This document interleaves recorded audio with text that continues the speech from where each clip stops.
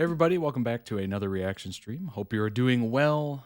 My name is Todd. If you're new here, reaction stream, I have a YouTube channel, Todd Reacts. I've been running for a couple of years now. We've gone from individualized videos to stream format where we just kind of put them all together.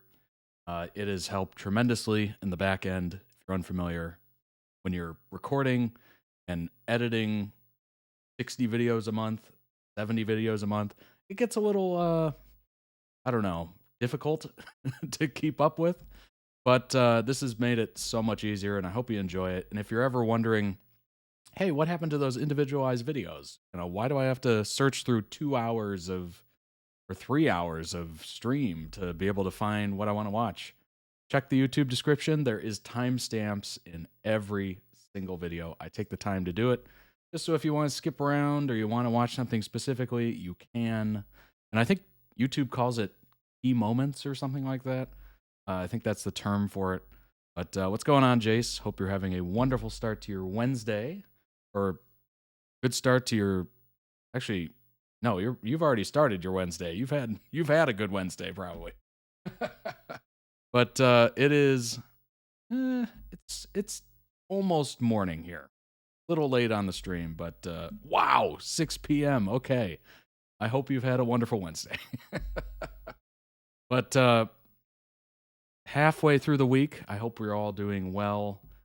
We have a good selection of videos today. It's kind of an odd mix, but I like it. I just take the member requests on toddreacts.com and just kind of pick and choose randomly. We have Interview with the Vampire, we have Charmed, we have Young Royals, we have Sprina video from General Hospital, and then we also have a video from Rickia. Ton of information for each of them. Shout out to did today. Well, I guess it was Luke and Jace, actually. Both contributed. So shout out to them. They're toddreacts.com members and also mods in the Discord, well as mods on Twitch and soon to be YouTube, I'm assuming, if I can figure out how to do that. But yeah, it should be a good one. I hope you enjoy it. Strap in. We have a lot of information to go over. And I think everyone has been really positive about reacting to the video and not just moving on, like actually looking into it, educating myself, educating yourself as well. Maybe you haven't seen whatever we're watching as well. So we all get to learn, okay? But if you'd like to request your own videos on stream, you can do so.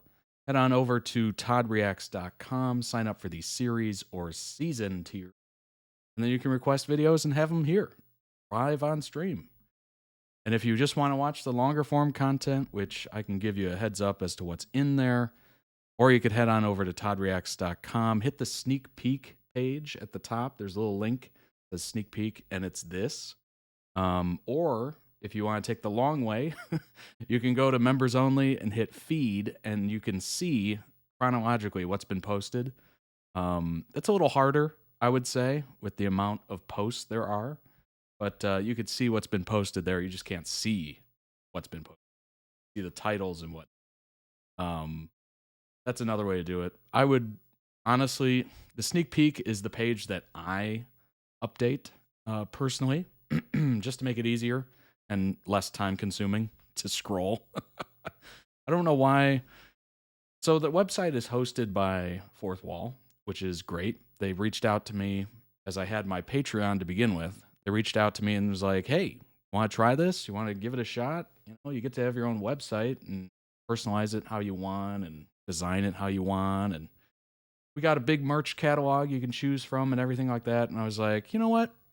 That sounds like a good idea. I wanted to do that, honestly, have like toddreacts.com be a personalized website.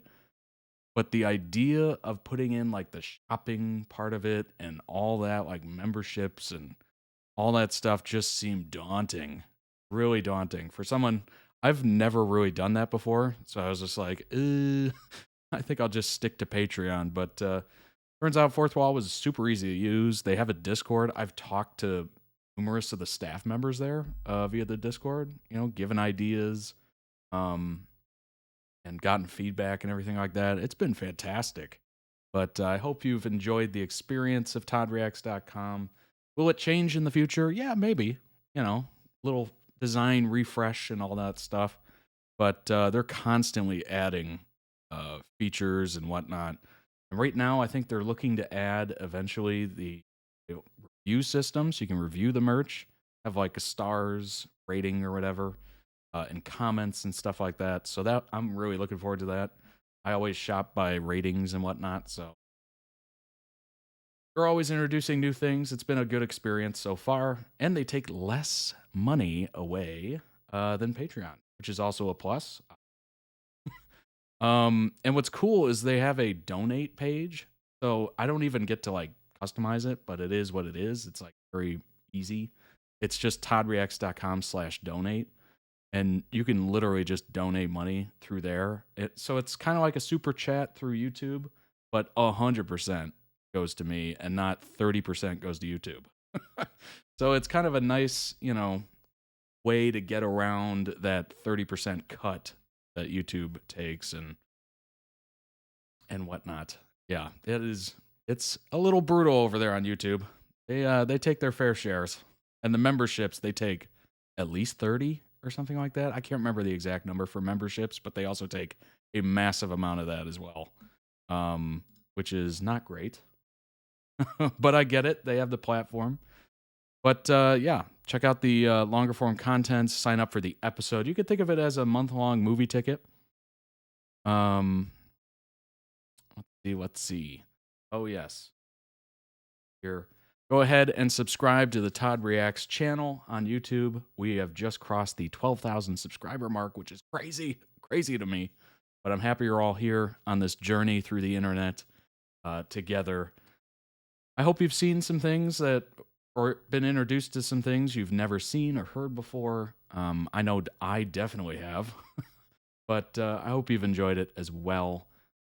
We're going to keep this thing going, keep the train moving. And we're slowly working our way towards 20,000 subscribers. And then who knows, 50,000, 100,000? Good grief. Can you imagine me having a plaque? I can't even imagine that, honestly.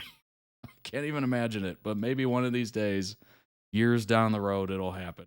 But good grief. What an interesting journey it's been. I remember the first subscriber. I remember the first Patreon sub. So to be at this point is just crazy to me.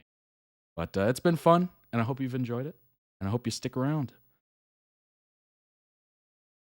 Speaking of that, 84% of the watch time in April was by non-subscribers. So here's my little call to action. Go ahead and sign up for a YouTube account today. You can do so for free. It's easy.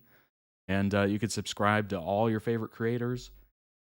It doesn't help monetarily, honestly, but it does help you keep track of who you like and what videos they post, because it gives you a personalized feed of just the people you subscribe to, which is fantastic, because YouTube is constantly adding ads and shorts and everything to your homepage, to the point where it's so hard to find anything and anybody that you watch regularly that you cannot rely on the algorithm, like, at all. So I stick to the feed page, or the subscription page as it's called, and I just live there. So that's going to make it so much easier for you to follow the people you actually like. And yeah, subscribe today. That is my plea for YouTube. I'm working on it.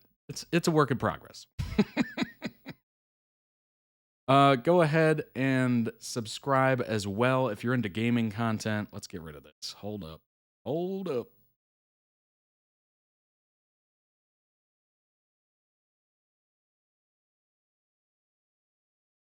Oh, not what I want. There we go. Still getting used to this OBS. But subscribe to the Todd Reacts Plays YouTube channel if you enjoy gaming content. Do Fortnite streams. I just finished Life is Strange on Saturday. Super fun. And I'm about to post a poll to see which game I'm going to play next. Play through. And I'm going to post it as well to the Discord, so you get multiple options to vote. If you want to vote on the channel, go for it. Subscribe today. If you want to vote in the Discord, join today. It's free, and the link is everywhere. All right. Summer collection, as you saw the ad at the beginning, is available right now. Just launched June 1st. Got all these cool options. If you come in here and you're like, oh, I like the short. Got a ton of sizes. And what's interesting is you can gift to Twitch chat, which is that's a feature I didn't know existed. But got all these different color options for most of these items. Tons of sizes. Some of them, as you see right here, the medium and the large, are out of stock. They get replenished very quickly. So I would not be surprised if it's literally tomorrow they're back in stock. So if you see anything that's grayed out or out of stock, I'm assuming it'll be in tomorrow. Look at the jersey. It goes from 2 extra small to 6XL. So anything in between there is good to go. Members of ToddReacts.com save 15% off. Also check out the accessories. Got this cool little tumbler with a metal straw. I personally like the mint, and you're going to be seeing that mint one here soon. Comes with a little metal straw. It's insulated. Very cool. Very, very cool. So go ahead and check it out today. And the Discord. The Discord is free and available. We have, as Jace said, 70 members on the Discord. So go ahead and join today. The events section is where I list a schedule for the live streams as well as the gaming streams. So all you have to do is hit I'm interested, and it'll definitely remind you when it's live. Welcome channels where we all join. If you ever want to request a channel, like you're really into this certain thing, this certain topic, this video that I've watched, whatever, you can request it on the request a channel, and I will make it for you. Or one of the mods will make it. Introduce yourself. Very exciting. We've had a couple people introduce themselves. Updates from me, that basically is just streaming notes like, hey, running a little late. Hey, about to start stream, etc. Or I need to cancel or something like that, which hasn't happened yet. I haven't had to cancel a stream yet, but I'm assuming it'll happen eventually. Merch for merch, news, Discord ideas. If you have any ideas for the Discord, let me know. All feedback is good feedback. I appreciate it. And then we have a ton of reaction show channels that you can just go off in.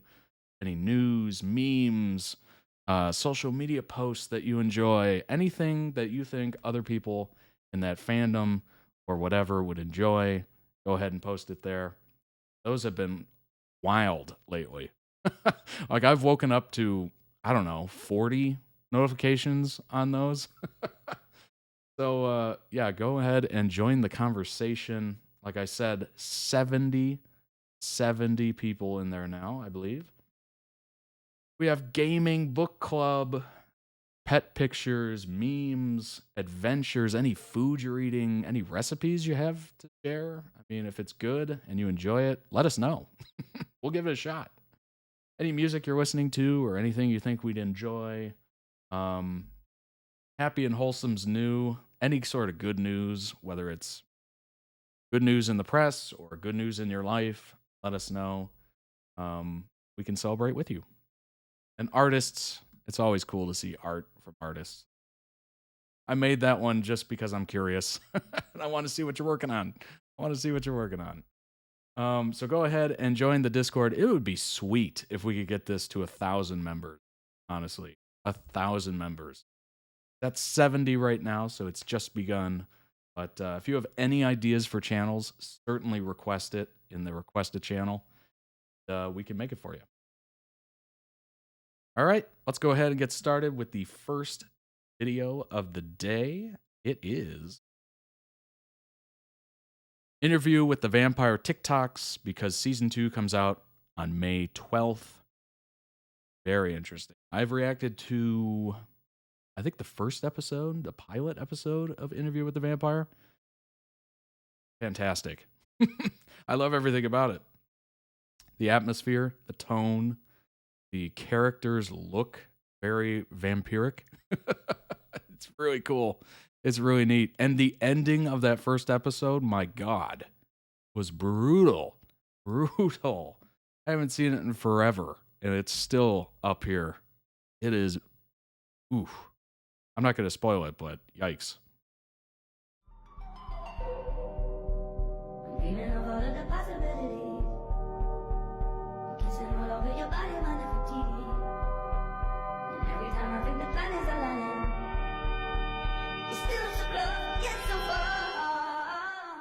So I'm Assad, and I play Armand. Dun dun dun. Okay.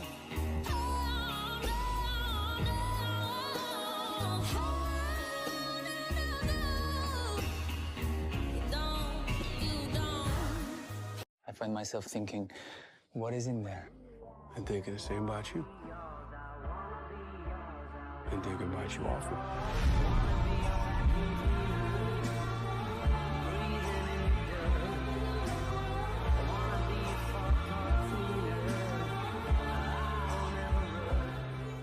How many fish in the sea? It'll be so empty without me. Now this looks like a job for me. So everybody just follow me. Cause we need a little controversy. Cause it feels so empty without me.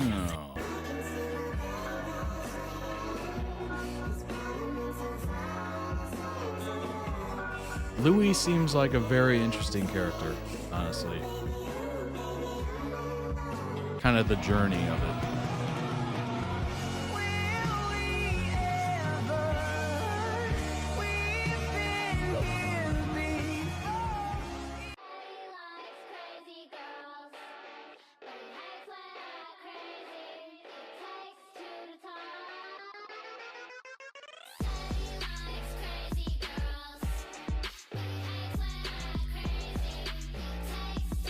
Honestly, it makes a lot of sense they'd make a show of this because the movie was so good. Well, they didn't come here to hear you play either. Otherwise, you'd be in a concert hall and there'd be fewer prostitutes.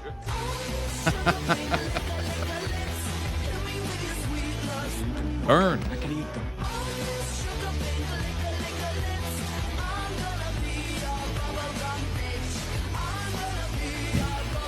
What is that song? It was so conflicted and complicated. Yeah. It is fascinating. Just from that first episode, I'm like, I think his journey, his arc is going to be very interesting.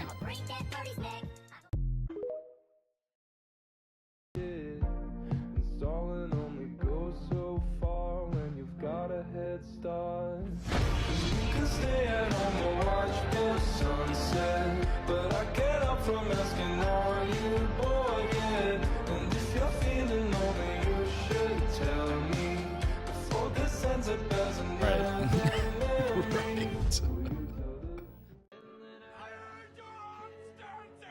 You watched the whole thing like some creeper. And then I watched you pull over and train a dog and run down an alleyway for 2 more rats.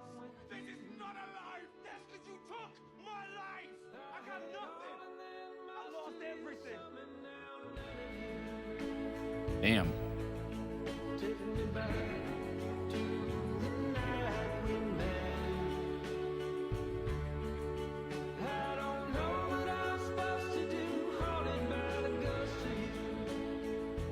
I got in that coffin on my own. Why am free I will. getting like strong Henry Cavill vibes from this stat?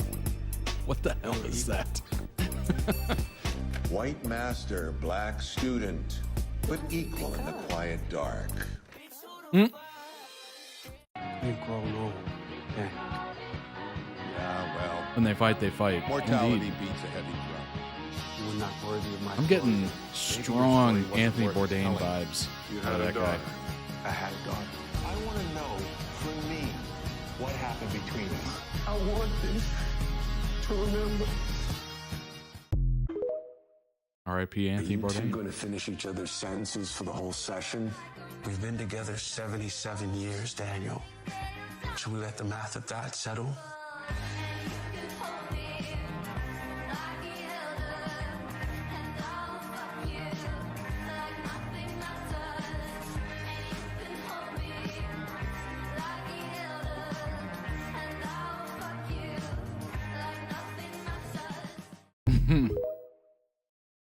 Where you'd play with me like a child. Will you still love me when I'm not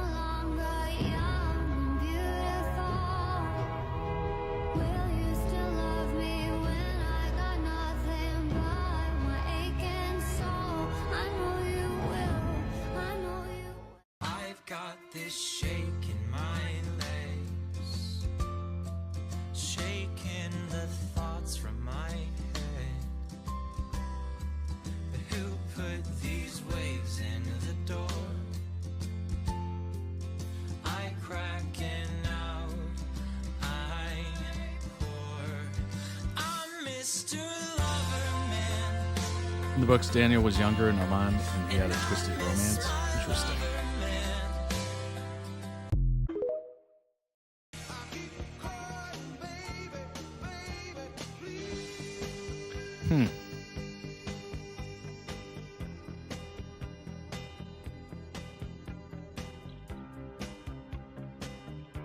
I mean, from first look, you wouldn't think so, but you never know.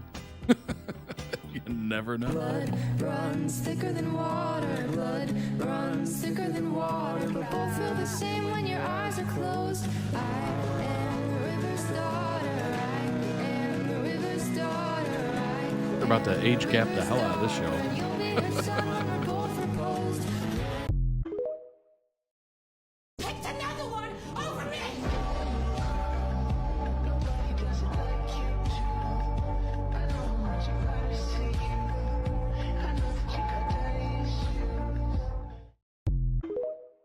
Daniel climbed to his feet slowly. I want to be with Louis, with you.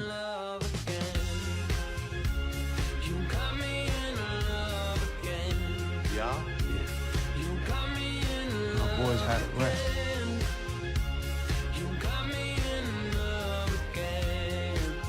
I'd give it to you. What happened between them? This time I won't save your life. I mean, it seems like a heavy implication here in these edits. Very heavy.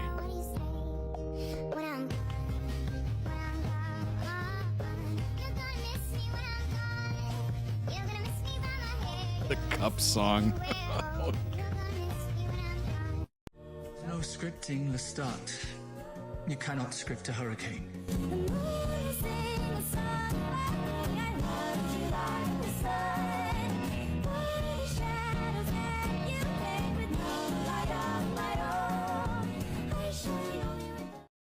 Oh, cool. That's nice.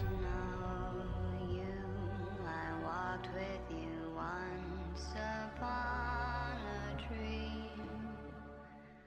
I know you, that gleam in your eyes is so familiar a gleam. And I know it's true that visions are seldom all they seem. But if I know you, I know what you'll do. You'll love me at once, the way you did once upon a dream.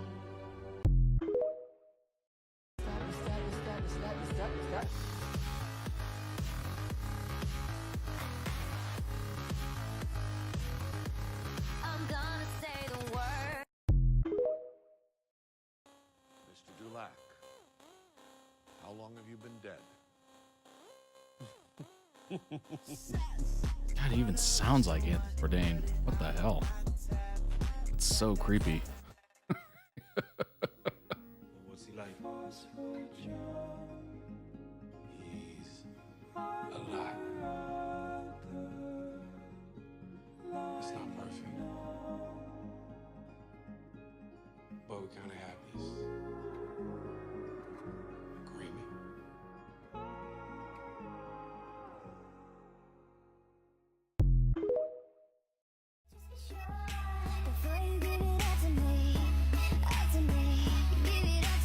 Well, welcome, Luke.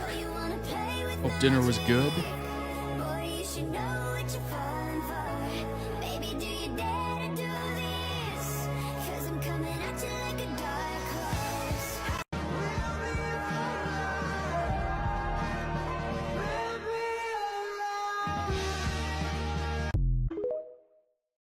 Aye, wait.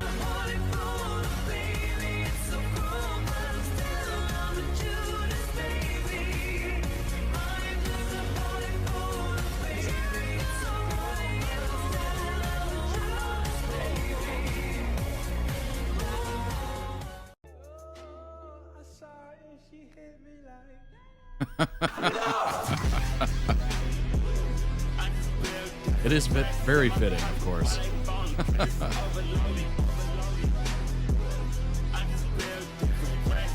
Wow, that's amazing.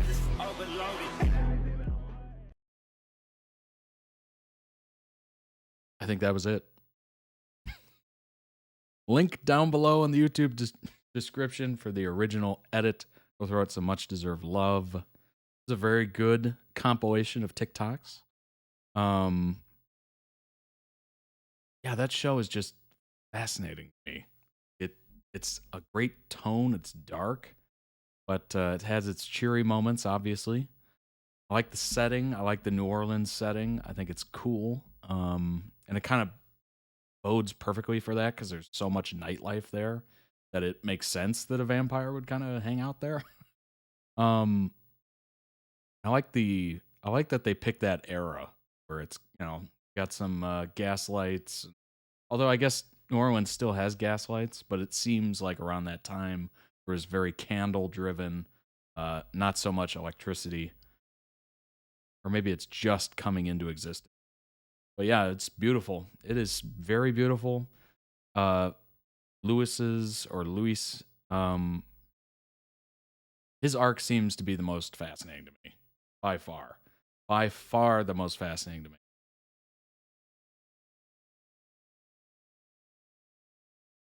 Yeah, I did see your note, so I did pull up all those screenshots. So we'll read those after the timeline, as you had mentioned. Appreciate it. Interview with the Vampire, or simply Interview with the Vampire, is an American Gothic horror television series developed for AMC. AMC has some good shows. They had Mad Men, they had Halt and Catch Fire, which I thought was kind of very underrated, actually. Based on the 1976 novel, elements from the Vampire Chronicles. Begins with the vampire Louis recounting his past life and tumultuous relationship with the vampire Lestat. The series embraces the queer elements of Rice's work, which are only insinuated in the 94 film adaptation of the novel that was with Brad Pitt and Tom Cruise. I thought it was a pretty good film. It's been a long time since I've seen it. I thought it was very good. So it's not surprising they kind of made a TV show about it. Kind of makes sense, right?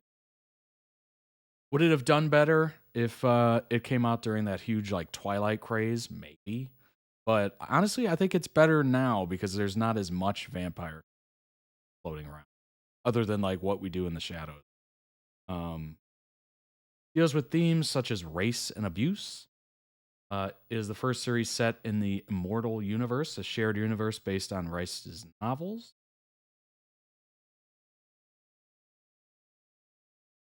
AMC Networks purchased the rights to intellectual property encompassing 18 of Rice's novels in 2020. The series was renewed for 8-episode second season in 2022, ahead of the premiere of its first season, October 2022. Second season premiered May 12th in 2024. Series received positive reviews from critics, with praise going towards the writing, costumes look, soundtrack, production design, lead performances, and their chemistry. I would agree with all of that. I would absolutely agree with. Just from one episode, I can agree with. But after Shadow and Blood one, I remember saying it.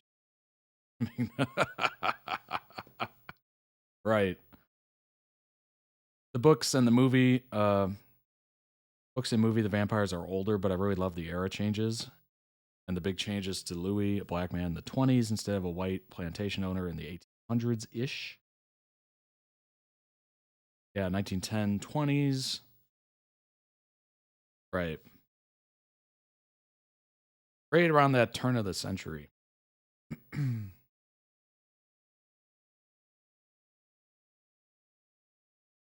Let's see here. Interview with the Vampire centers on the life story of vampire Louis de Pont-du-Lac, as told to veteran journalist Daniel Malloy, to whom he previously gave an unpublished interview in 1973. An affluent black man in the 1910s. Well, I guess I can't say 10s because we're at the 2010s. Or we've passed the 2010s. In the 1910s, New Orleans, Louis is romanced and later made a vampire by the charismatic Lestat de Lioncourt. But Louis struggles with his humanity, and the introduction of Lestat's newest fledgling, the teenage vampire Claudia, only strains their relationship further. At present, Daniel begins to doubt the veracity of Louis' story, excuse me. I keep saying Louis. Noting differences from the earlier version. Louis is 145 years old. Grief. Redoing the interview 49 years later. In 1910, Louis is a 33-year-old, closeted black Creole man who turns to brothels business after his late father's financial bankruptcy, taunted by the guilt, seethes at the racism directed at him. Lestat, a hedonistic French vampire who falls in love with Louis upon his arrival in New Orleans. He later turns Louis into a vampire, but is irritated by Louis' preoccupation with humans. Background of abuse at the hands of his family and maker makes him fearful of abandonment. Having read the Vampire Chronicles as a kid, Reed revisited the books, constantly referenced them as he prepared for the role. He also took singing and piano lessons to portray Lestat's musicality.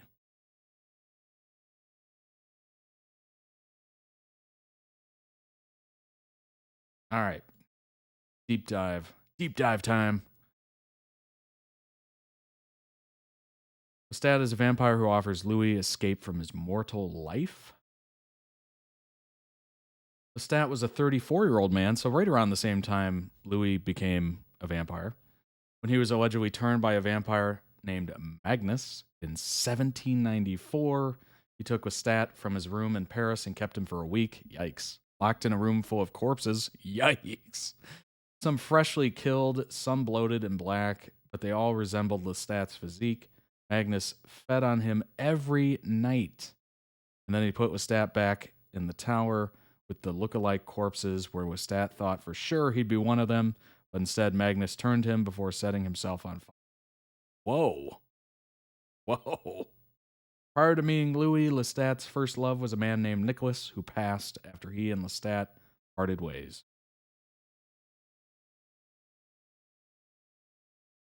Lestat arrived in New Orleans to find Louis in the middle of a scuffle with his brother. It was this altercation that led Lestat to settle in town and pursue Louis as his companion, during which point he personally introduced himself to Louis whilst also caressing and kissing Lily. Louis favored working girl at the Fair Play Saloon. A power play on Lestat's end, with him eventually leaving with Lily, much to Louis' displeasure. Good grief. Many L names. That Friday, they would cross paths again at Tom Anderson's poker game, where Lestat flaunted his vampiric abilities by freezing time and telepathically communicating with Louis to initiate a partnership. Through this partnership, the two would grow close to the point where Louis invited Lestat to have dinner with his family. This text is what am I doing? There we go. Have dinner with his family. Afterward, they returned to Lestat's manor where Lily awaited, and the three of them engaged in explicit acts. But mostly Lestat and Louis. Unclothed, they floated above the ground as Lestat fed from Louis. Dang it, I keep saying Louis. Lestat had taken from him what he called un petit coup, or the little drink. Not enough to kill Louis, but just enough to keep Lestat fit. Ashamed of his actions, Louis vowed to put this night in the past and began avoiding Lestat, which he did not take too kindly to, going as far as killing Lily before ultimately confronting Louis during his brother's funeral. Louis became exceptionally upset when Lestat remarked that Paul longed for death, forcing Finn to intervene and attempt to escort Lestat away, only for Lestat to attack Finn.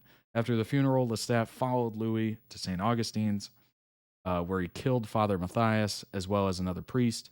That's what this picture is. While also admitting that he was the fever plaguing New Orleans. With only he and Louis remaining, Lestat offered to take Louis' pain away and give him the dark gift of vampirism. Very interesting. how they first meet. That first episode is just something like a fever dream. It's just crazy after crazy. Louis, a black man in the 1900s, New Orleans, finds it impossible to resist the rakish Lestat's offer of the ultimate escape and becomes a... And that's all just episode 1, right? Absolutely.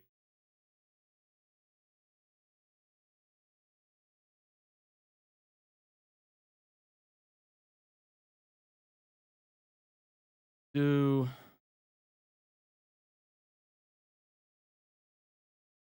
49 years after the first interview that ended abruptly, the year is now 2022. Louis reaches out to Daniel Malloy to give him a second chance at the interview of a lifetime, tell his life story.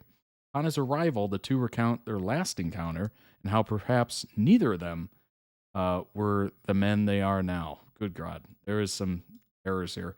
The men they are now. Kicking off the interview, Louis begins his story in 1910, 5 years removed from his father's passing and his ascension to patriarch of the DuPont Block Family Trust, during which time he operated a variety of businesses in a red light district neighborhood known as Storyville. Little did Louis know at the time a hostile interaction with his brother would spark a decades-long companionship with Lestat de Lioncourt, who had just arrived in New Orleans and officially introduced himself to Louis at the Fair Saloon. I'm not going to reread that.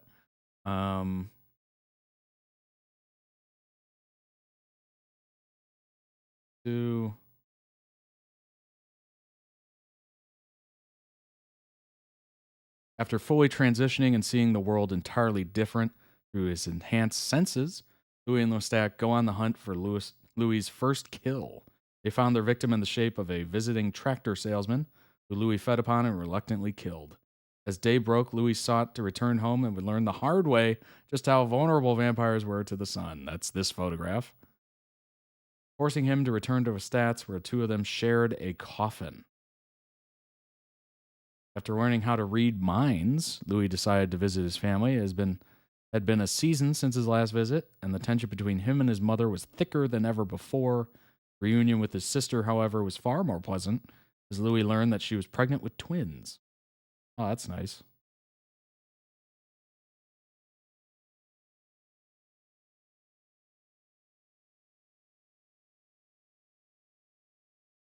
Very interesting.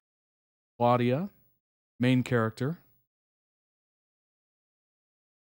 Young vampire who was turned by Lestat after being rescued by Louis from a house fire.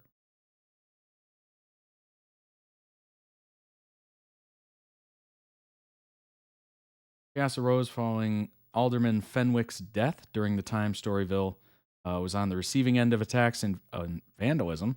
Businesses were torched and homes set ablaze. It was a tumultuous period filled with violence. Included in the house attacks was Claudia's own residence, whose unfortunate walls were engulfed with fire. For a time, she's their daughter? Okay.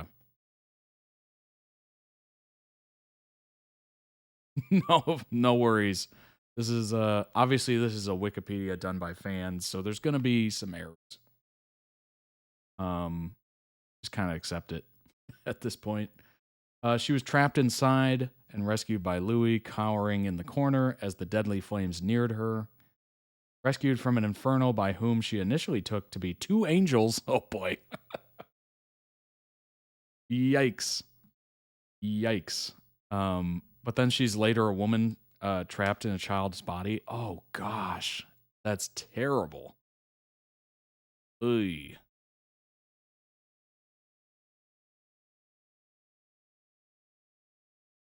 Claudia realized she was actually in the presence of vampires. Lestat drank from Claudia before allowing her to drink from his wrist. Immediately following her transition, Claudia began to experience all the heightened sensations that came with being an immortal. Her hunger was insatiable and led to Claudia attacking a lawman on her first hunt. Much to the disapproval of her adopted fathers, she quickly became acquainted with her new vampiric life, as well as her new family. Claudia began referring to the pair as uncles. She chronicled much of her experiences in her diaries. Oh, that's cool. It's pretty neat. You actually get inside the mind of somebody that's going through that. After getting a coffin of her own, Claudia joined Louis on a fishing trip out on the lake, where she inquired about Lestat and how love worked between two men.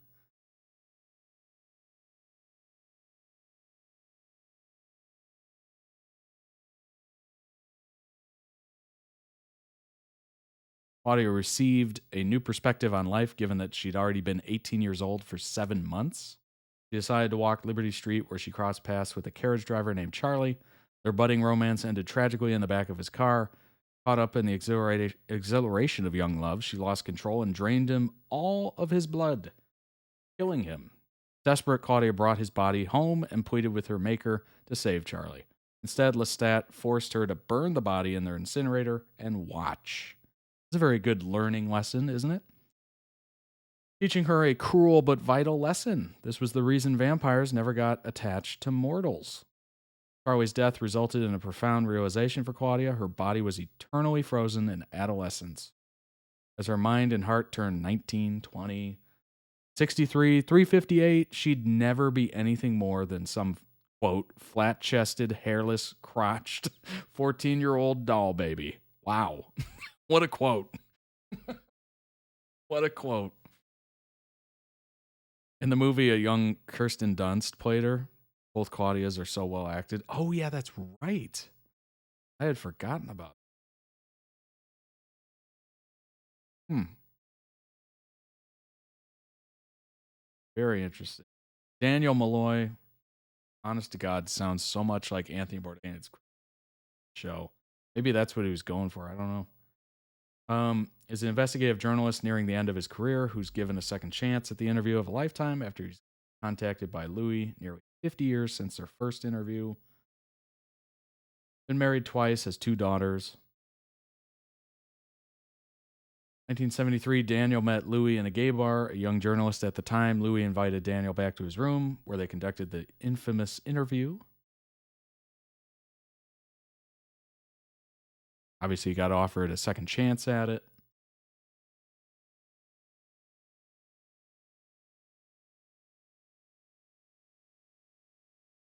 Daniel admittedly asked all the wrong questions back then, never checked Louis about the contradictions in the story, and the few good ones he did manage to get out, Louis steamrolled over them. This time around, they're hoping for a different exchange. As Louis recounts his first fun time experience with Lestat, he explains how he didn't view himself as a homosexual man at the time, though he has since embraced his sexuality, which comes as no surprise to Daniel.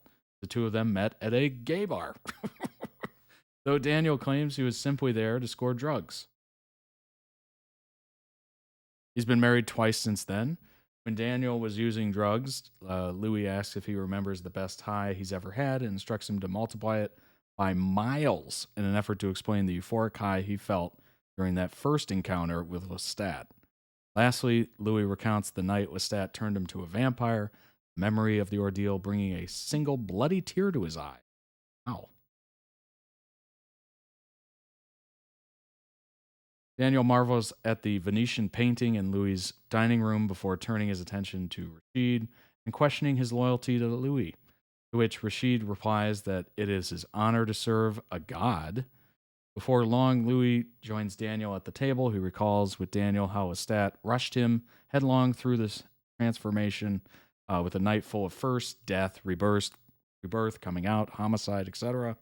However, Daniel questions the relevance of Louis' nature in regard to the fact that he killed a man. Louis didn't wish to conflate the two, but being transformed by Lestat and bedding down with him was an overture to that side of Louis' nature. He recalls getting into the coffin with Lestat and how they were equals in the quiet dark, but Daniel argues otherwise. It is a very interesting exchange. She is revealed to be Ahmad in the last moments of the finale in season 1. Good to know. Speaking of which, Armand, also known as Rashid, the recurring character who he has since been promoted to a series regular for the second season onward. 514-year-old vampire who poses as a young human servant to Louis.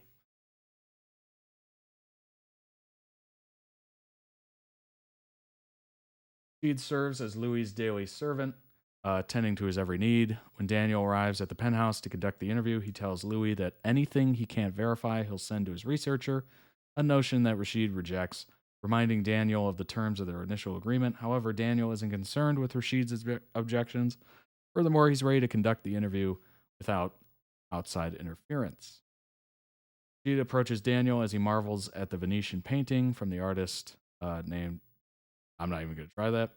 Explaining that Louis covets the rare, Daniel becomes concerned with the consistent creaking in the distance, but Rashid informs him that the building simply sways a bit due to height, but he need not worry. Oh, that's a little terrifying. That's slightly terrifying.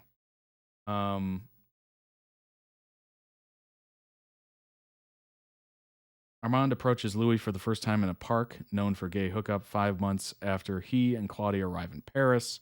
He assures Louis that he means him no harm and invites him to the theater. After the show, Armand introduces Louis and Claudia to the rest of the coven, at which point they discover it was co-founded by Lestat. Whoa. 1 month later, Armand invites the two of them to join the coven on a hunt. They arrive at the Delacroix estate, where the coven feasts upon the guests inside, whilst Armand and Louis take outside. Armand mentions that Claudia is particularly skilled at blocking her thoughts, but Louis must work harder on that, as he felt some trepidation when Lestat's name was uttered. Louis feigns ignorance. Armand is aware that he's hiding something and will wait until Louis is ready to share what that something is.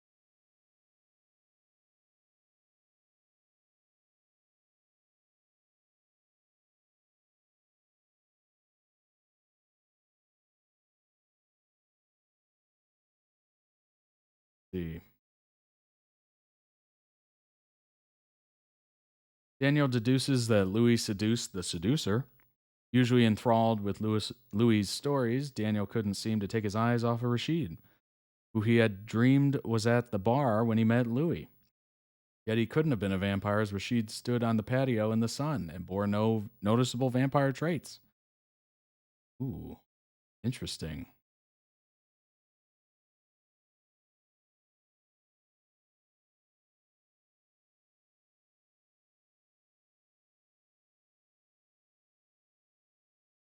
Rashid comes to Louis' defense, informing Daniel that he's only heard half of the story. Daniel continues to confront Louis regarding his story. Rashid removes his gloves, takes out his contacts, begins to float in front of Daniel, feeling that he's a vampire and that he's the only reason Daniel survived his first encounter in San Francisco with Louis. Rashid claims that he protects Louis from himself. Daniel recalls seeing Rashid come into direct contact with the sun, to which Rashid replies that as they age, the sun loses its power. That's interesting.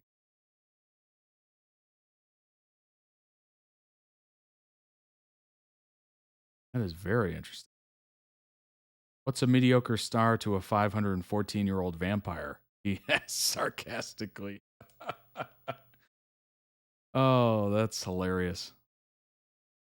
Louis then officially introduces Daniel to the vampire Armand, the love of Louis. That is fascinating. I love everything about that. Good. It's only... Wait. It's only 7 episodes first season.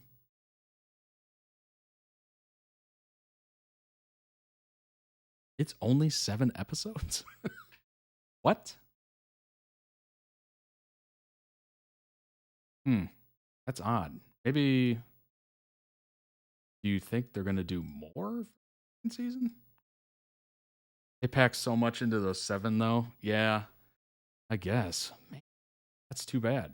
I want it to be like 10 at least.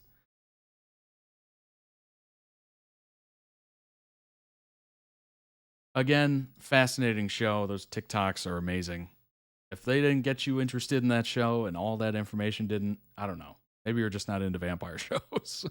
But really fantastic. Overall, amazing. Just from that first episode, I was like, this is good. This is good. Probably feels like 7 movies. Honestly, the first one kind of did. The second video of the day is Charmed. Prue Halliwell? Halliwell? Something like that, I think, is her last name. She's been there my whole life. Production value and costumes feel it. Yeah. It is shockingly good, the setting. We lost our sister. How can we ever understand that? We have tried every magical way to bring her back. But we can't. She's gone. What's your name? My name? Prue Halliwell. We have to go. I don't want to go. She's been there my whole life. Same. I've always had a big sister. And I don't know how to live without one. Ooh. It's okay to be angry. I'm not angry. I am pissed. I'm assuming off. Prue died? Don't you Based on- understand? You healed the wrong sister. You saved me because I'm your damn wife. If we die tonight, my tombstone will read, "Here lies Prue, she worked hard." Yeah, I remember seeing ads for it like crazy when it was on. I read it off my list. It's not your time. Or not just yet, anyway.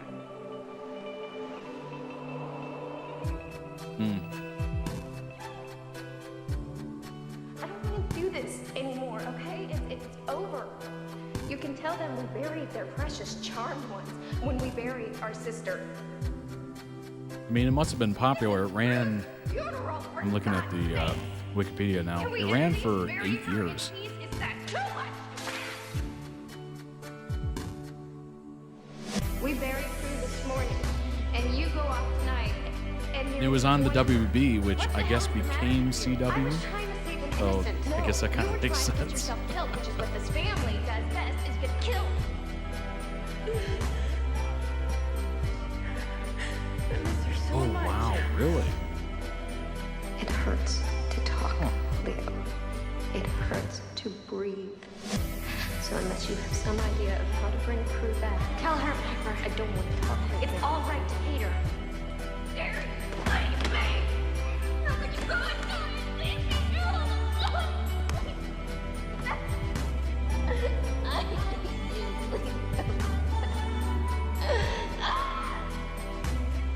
I recently lost my big sister, who was pretty good at just about everything she did. Very tough shoes to fill. Where did you find the strength?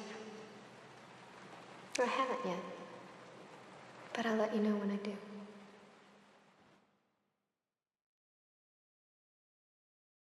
Yeah, I remember a lot hearing about that show. Never checking it out, but I knew a lot of people watched it.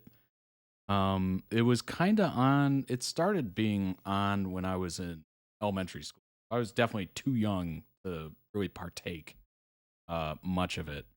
But it went on up until I was almost out of high school. So I guess I could have gotten into maybe the later part of it, but the earlier part, I was just, no. I was into, I don't know what at that point, cartoons maybe.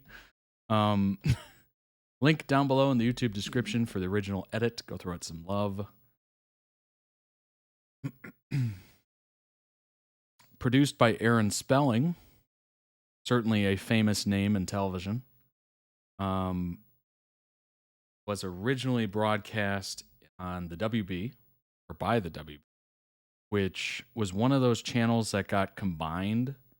They took the WB and UPN, and then they got rid of both of those, and then they made CW. So it feels like, if the reboot feels like CW, it's because it literally was the same people.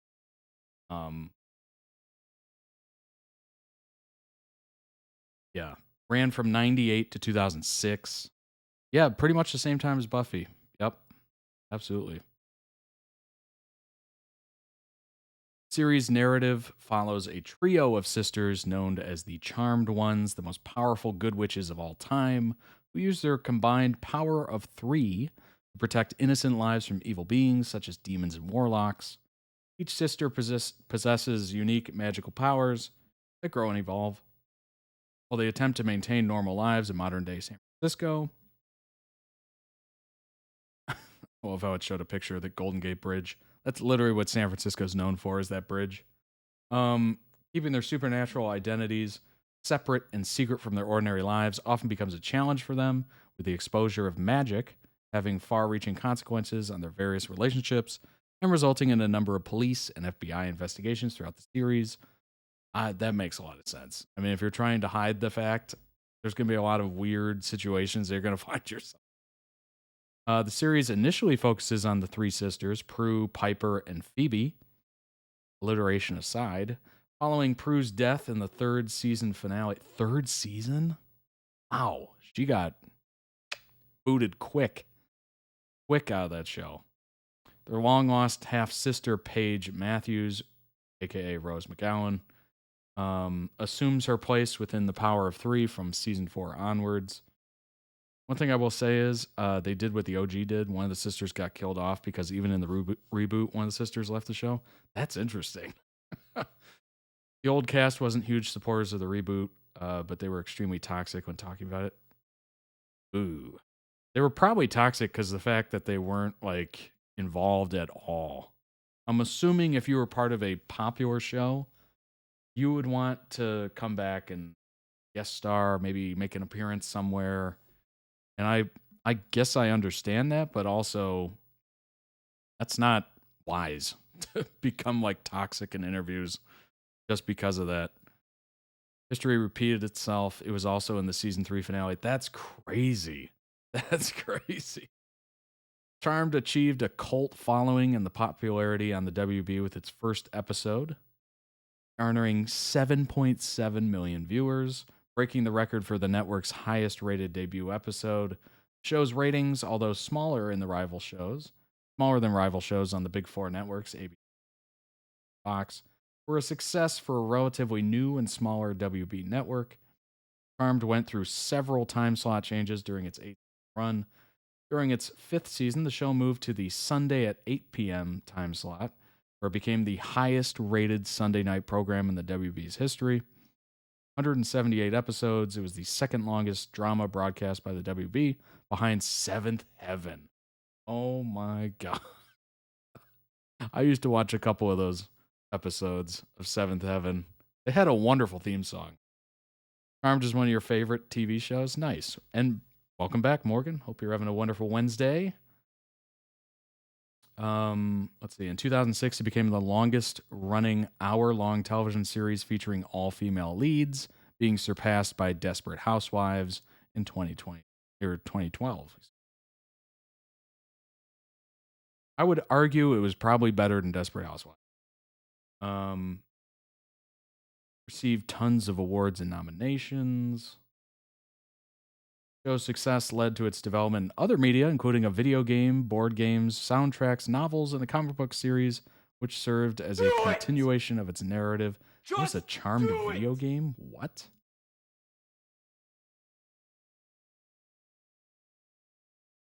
That is wild.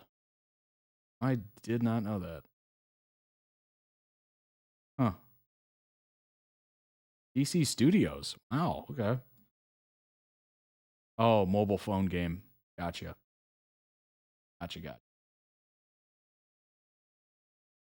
Charmed was the second most binge-watched television series on subscription video-on-demand services, such as Netflix in 2012. A reboot series, as Luke mentioned. Do I play Rainbow Six Siege? I have never played it, actually. And thanks for the follow. I've never played it. That might be something I play next. I'll add it to the list of things to vote on. So stay tuned. There's going to be a poll about that, what game I play next. Reboot series of Charmed, featuring different cast members and characters, premiered on the CW in 2018, as Luke mentioned. Could I react to a Rainbow Six montage? I mean, I could. I could react to pretty much anything. Just check out toddreacts.com. You can join one of the tiers where you can request videos, and you can request a ton of different things. Whatever you want, honestly. Series starts in 98. Appreciate that, Luke. When Phoebe returns from New York and moves back into the family's Hollowell Manor in San Francisco to live with her sisters, Prue and Piper. And Phoebe discovers the family's Book of Shadows in the attic. She learns that she and her sisters are the most powerful witches ever known. Imagine finding that out. What? Destined to protect both innocents and the world at large from demons, warlocks, and other evil creatures. Phoebe, reasonably suspecting the book to be a novelty, right, reads its initial inscription, unaware that it also happens to be an incantation. Wow. Activating the sisters' supernatural powers once all three are reunited in their ancestral home. By the end of the first episode, each sister learns that she has a unique magical power that allows them to cast spells and brew potions. Prue, the eldest, has the power of telekinesis, the ability to move objects with her mind. That's pretty cool. I wouldn't mind that. That'd be neat. And in season 2, she develops the power of astral projection, the ability to be in 2 places at once. That's also pretty cool. Piper, the middle sister, has the power of molecular immobilization. As she grows more proficient, she learns how to freeze only certain people or objects or body parts as she wishes. I guess that's okay. Honestly, I think the first one is a little more interesting. Her powers evolve further in season 3. She's able to cause evil beings or objects to explode. Okay, that's kind of cool. Using her hands as a development of her powers surrounding molecular movement. Phoebe, the youngest, initially possesses the power of premonition, allowing her to receive visions of the future and later of the past. She later develops the power of levitation. Kind of neat. In season 6, the latter allowing her to sense and tap into others' emotions and sometimes powers. Witches' powers are tied to their emotion. If I were to pick one of those, gosh, I would say Prue probably has the most interesting, although the ability to explode evil beings with your hands, I mean, that's pretty cool. That's pretty cool. That's a pretty cool one. Yeah, telekinesis does sound a little bit more useful day to day. Oh, the powers are the same in the reboot? Interesting. Yeah, if you can explode an evil being just by like boom. That's pretty cool. If I could mix the telekinesis with the exploding objects and beings, like that would be just chef's kiss. If I recall, one had the ability to freeze, slow down time. One had empathy and emotions manipulation. I don't remember the sister who died's powers, but the newer sister could bring art to life. Interesting.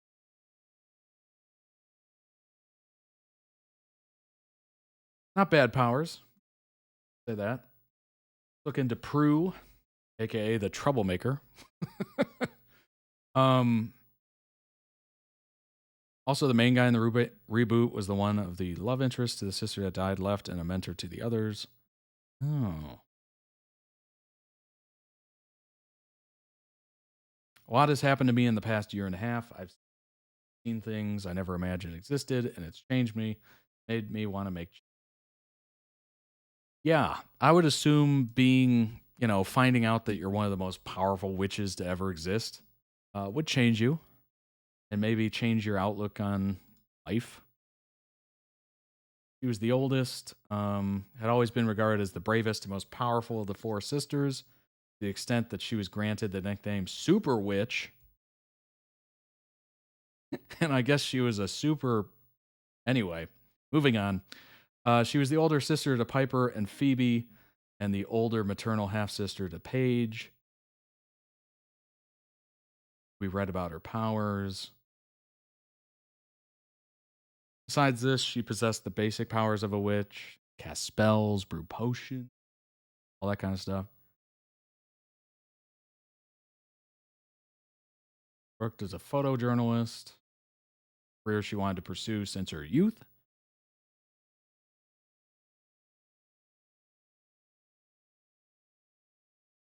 Prue was tragically murdered in her own home by the source of all the evil's personal assassin, Shax, which temporarily severed the power of 3 altogether.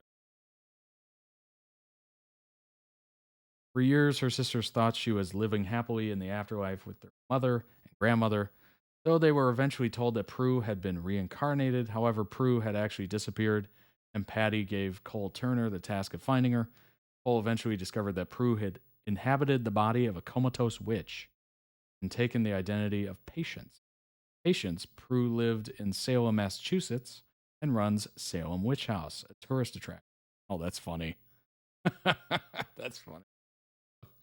Though Prue initially chose to keep her distance from her sisters out of fear of the cataclysmic consequences, she eventually decided to return to San Francisco when her youngest sister, Paige, arrived in search of a candidate for magic school who worked at the Salem Witch House and was happily reunited with Pike. Well, there you go. Pick a different actor, and away you go.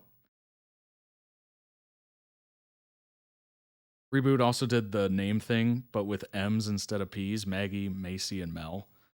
So the identity of the OG show was there, but they kept the Book of Shadows, Source of All Evil, but I think it felt cheaper than the OG. That's why people hated it. Oh. That's too bad. That is. Honestly, I do remember hearing a lot about this show. Probably because of the actors in it. But I never really checked it out. I definitely remember seeing creepy advertisements for it on TV. Like just being like, ooh, what is this? Like they made it seem super dark. Sounds like a near carbon copy of the descriptions. Yeah. Basically, the budget felt like Riverdale's latest few seasons. And they all had superpowers for 0 reasons. Not surprised. CW has a kind of, I don't know, veneer to all their shows where they all kind of look somewhat similar. Probably because it's all made by the same producer, right? Same like team. But yeah, the WB had some good shows. I can't remember exactly what else was on there in the form of like big television shows. Camera setup, single camera. I am a fan of the single camera TV shows. I don't like the ones where it's like multicam and they're trying to make it feel like a movie, but it just feels cheap for some reason because it doesn't have the budget of a movie. I do like the single cam. Yeah, here's the reboot.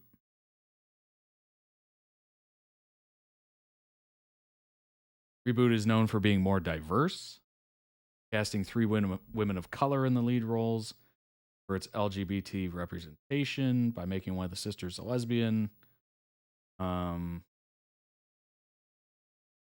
Ehrman, who I think is a showrunner maybe, had a chance to see 3 white witches on the original Charmed, and that she was adamant on developing a different version of the series in which people of color and LGBT community would see themselves represented on screen and be the hero of the story. Reboot sparked controversy from some cast members. Honestly, I would if I was one of the original cast members, I'd probably take that as a slight. Like, excuse me? I would probably take that as a slight. Yikes. First season of Charmed, the reboot, which aired on Sundays, helped the CW return to original programming on Sunday nights for the first time since 2008-2009. Charmed was renewed for a 4th season, premiered in 2022. In May 2022, it was announced that the 4th season would be its final. Wait. Premiered on March, and in May, announced it would be... Oh, so it was basically canceled at that point. It premiered, and then probably right after the premiere, they're like, yep, it's done. It's done. We're done. Hey, it's in Michigan. Mel, Maggie, and Marisol. And then Macy came in. Got it. Very interesting. I don't know what's going on right now, but it seems like every 90s or 80s show gets this reboot treatment or sequels or whatever, prequels. I don't know what it is. Like, what is happening? Is it the fact that millennials are starting to get in charge of this stuff and we're just like, let's bring back our childhood, everything in it? I don't understand what is going on right now.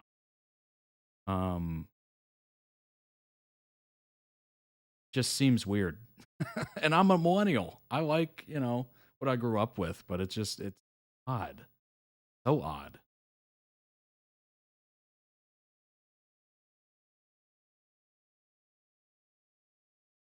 Why have new ideas when old hits seem a safe bet, is what I think they're thinking. Right. Yeah. I don't know why Hollywood and other areas and whatnot are just like risk adverse now. Like they just fear anything that might not make money, which they never did. Like they were always willing to put out original stuff that maybe it hits, maybe it doesn't, But nowadays it just seems like they're terrified of putting out anything that might not make money or not make enough money.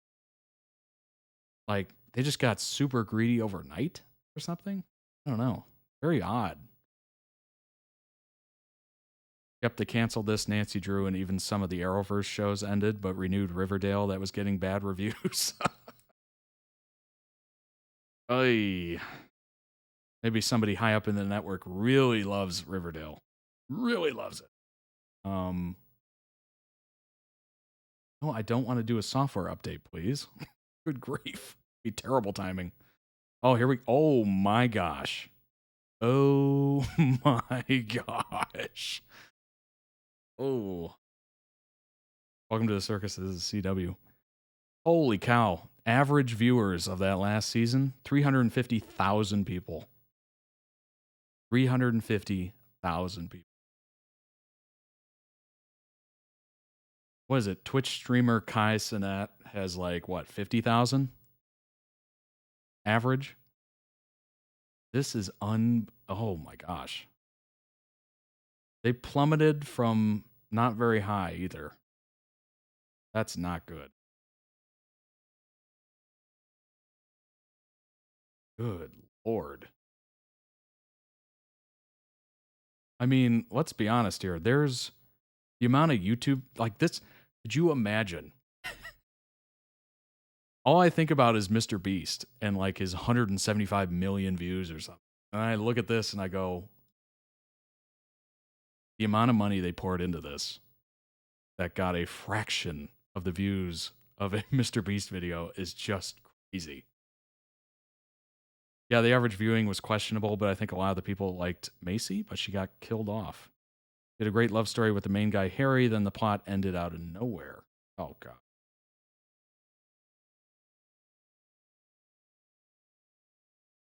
And it even had a good lead-in. The first season aired Sunday at 9 with Supergirl as its lead-in. Well, there you go. Pairing of Charmed and Supergirl returned the network to original programming on Sunday nights for the first time in a long time.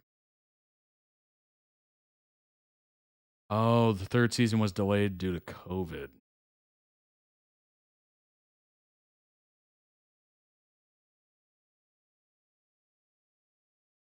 All complete seasons of Charmed, the reboot, are available to stream on Netflix in the US only as part of the CW's previous output deal with Netflix. Huh. Each season is released in full on Netflix 8 days after its season finale. That's a pretty good exclusive deal. I mean, good grief on.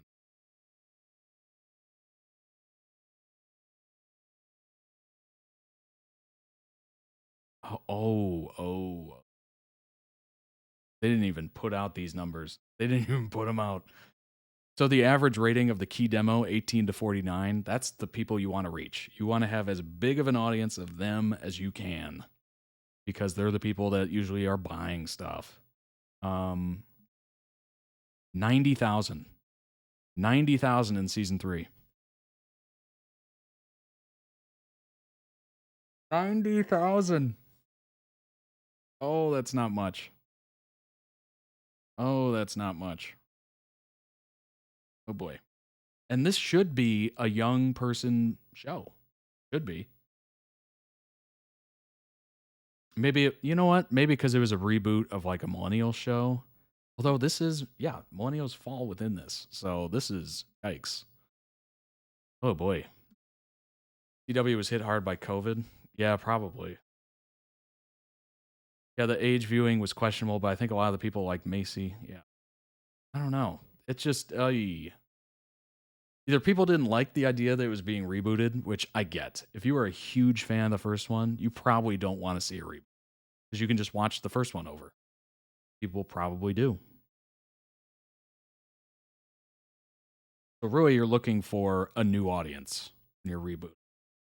Not gonna lie, season 1 and 2 was pretty good. I don't even remember season 3. I don't mind the new sister in season 4, but the storylines felt random. I think the ratings sucked because people hate it without watching reboots. Yeah. I just think a lot of people don't want to watch a reboot if they really loved the first one. If you really love something, I don't think you'd be interested. So then you're relying on finding a new audience, which, good luck. There's a lot of competition these days for eyeballs. Clearly. Clearly, a lot of competition for eyeballs. But let's go ahead and move on to the next one. Sad to hear about that, but the original one seemed pretty good. Not gonna lie. I had some family members that really enjoyed it, like watched it religiously, which I get. Seemed very well done. And the story is very interesting. Sisterly bond and all that stuff. Third video of the day is Wilhelm and Simon, their full story through season 1 of Young Royals. I believe this is, season 1, episode 1 through season 1, episode 6. Let's go ahead and jump into that. There's some subtitles here, so the video has to be smaller so we can read them.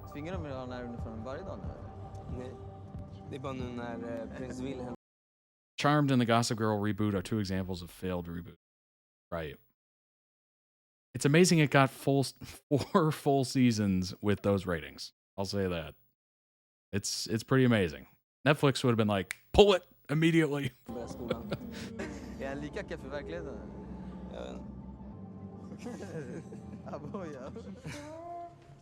Den här frågan är jättekonstig. Varför säger man skatteflykt och bidragsfusk? Det är okej när rika fuskar, men när fattiga gör det så är det fett skevt. Det heter ju inte ens bidrag för de rika, det heter ju avdrag. Ja, jag vet ju vilka de största bidragstagarna i vårt land är. Oh, wow. Väl hälsat med, vet du, Wilhelm? Simon. Jag tyckte det var bra det du sa där inne, Simon. Det var bra sagt.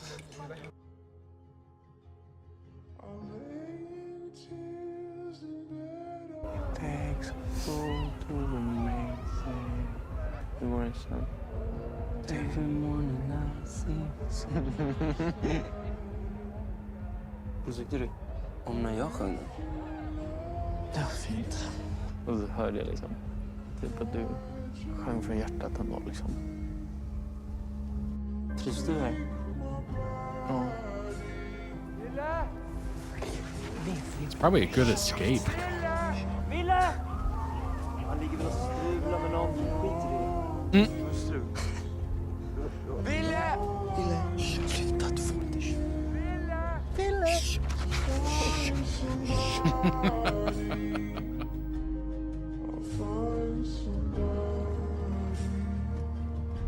Ser bra ut, Simon.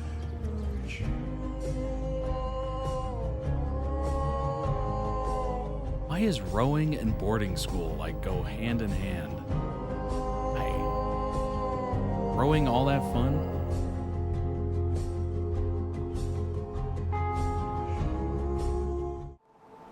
Hur mår du? Posh sport. Har du alltid bott här eller? Yeah. Ja. Nice. Alla liksom gör samma saker och alla känner alla. Så det är... Ja. Det låter ungefär som mitt liv. Här är Wilhelm. Tja. Ja, shit. Vill ni ha eller? Jag kan ta det. Det är lugnt. Ska du ha ketchup på senap? Ja, kokt eller grillat? Do not say boiled. Grillat. Yes. Yes. Gillar Good grief.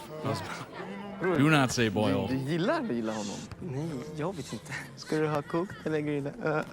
Och så behövde han avsluta din mening. Vad händer? Gillar verkligen. Men sluta fråga. Kommer. The fact they give you the option of boiled or grilled is pretty awesome. But boiled is never the choice. Bli försiktig med dem du hänger med. Speciellt om de utnyttjar dig för lite views.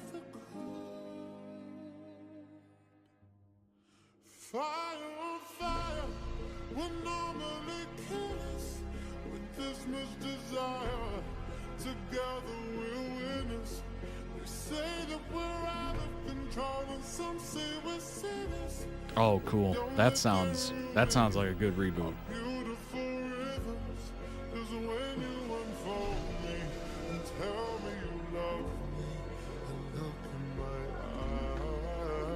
Hej. Är du okej? Ja. Så jävla varmt där inne så.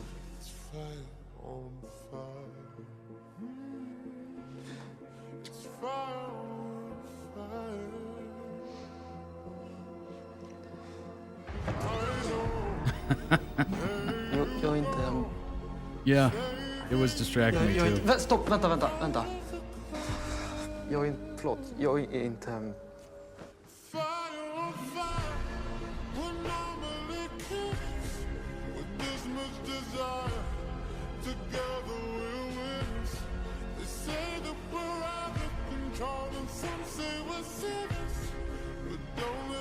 Yeah, I was like, that doesn't sound like Sam Smith.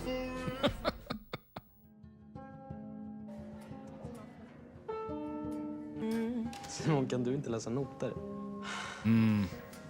Nej, jag håller på att lära mig. Good old Ezra teacher-student storyline. Classic. I stopped watching that show because of that, by the way. I was watching the original Pretty Little Liars until I saw that. I'm done. I'm done. I'm calling it. I'm tapping. Jag vill fortfarande vara kompisar liksom. Ja. I gave up on that show pretty quick.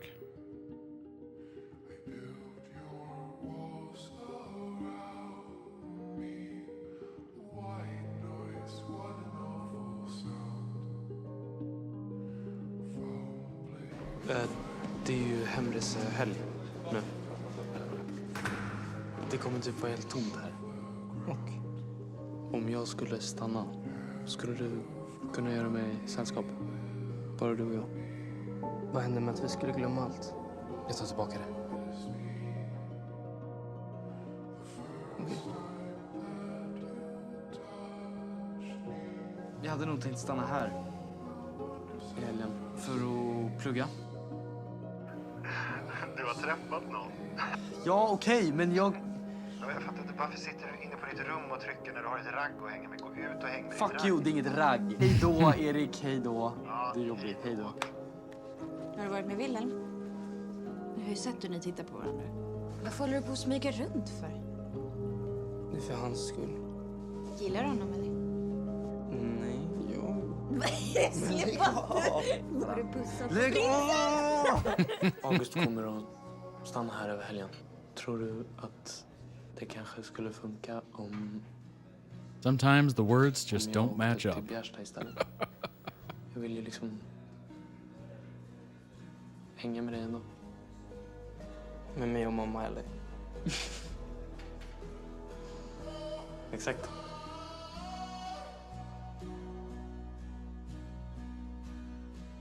Wilhelm, det är mamma. Det är Erik. Erik är död.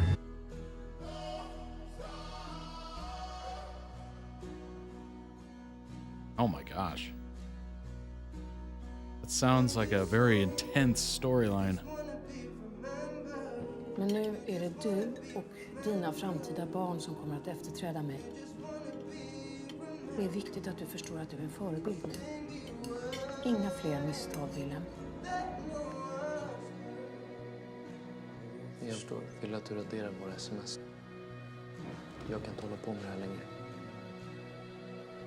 Yeah, sounds like it.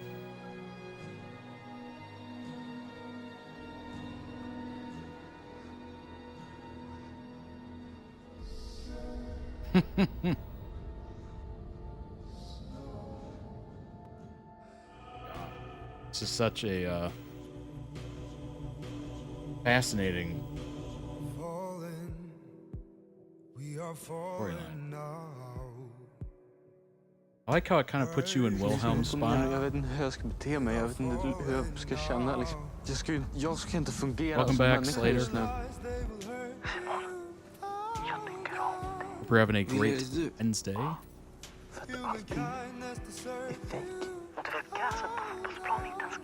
Ville, är du på fotbollsplanen? Alla människor är på låtsas, de är gjorda av metall. Men jag tycker om dig. Och det är inte på låtsas liksom. This edit is super emotional. Really well done.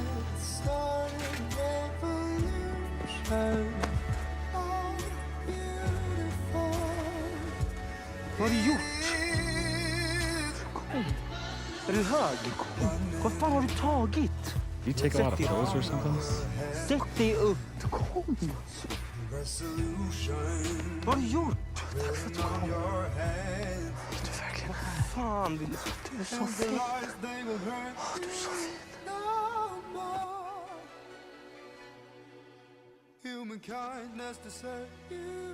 This is the original song with this scene, Pills and Drink.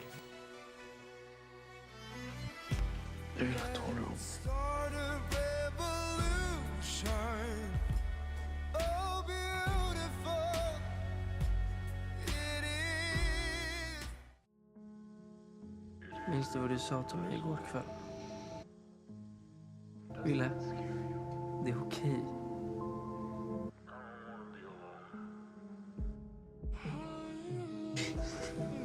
Ja, det gör jag. Jag tycker om dig också. I really thought that was going to be an OD moment. I was like, whoa, things are getting heavy. It sounded almost like a, one of those last phone call kind of things.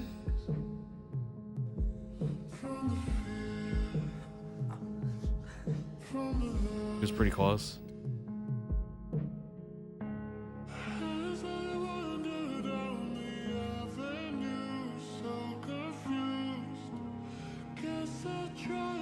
Oh, there's the video.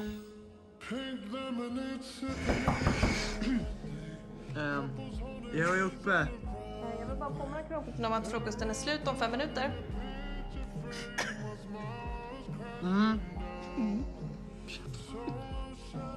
Jag kommer. Tack. Yep, Tack, Malin. that would be August, I think. Tack för att du räddade mig igår. Det är lugnt.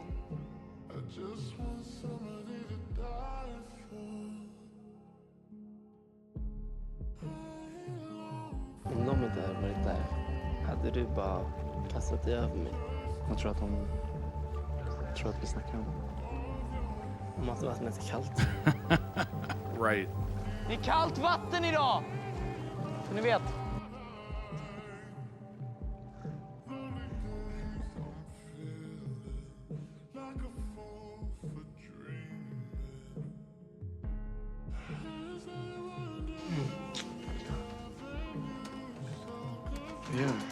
Vad sätter du på det här?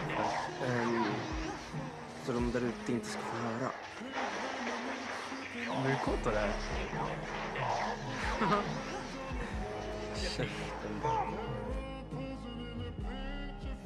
Bättre förslag. Du kan skylla det på Simon. Men han är extern. Det var han som tog in drogerna från början. Så har han inte sagt någonting.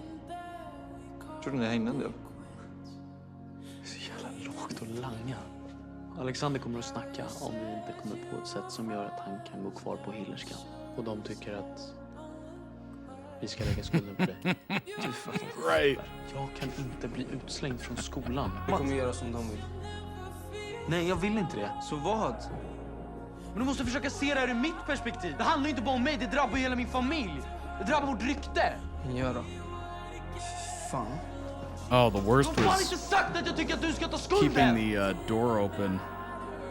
Jag är i en fucked up Try to situation, build jag a försöker snacka community med dig. and be social. And I'm just like, I don't like the fact that Jag tänker inte skydda kungahuset. literally bara för people can just walk by and like look in. prinsen fuckar upp. Like, that to me is weird. Så ni skyllde allt på Alexander? Det är ingen som har sagt någonting om dig. Och du vill att jag ska... Like so many times I was just sitting on the couch and then the door was open and people just walk by and look in. We caught eyes and then that was it because they were walking. It's very weird. Oh, I gotta change that dream elements.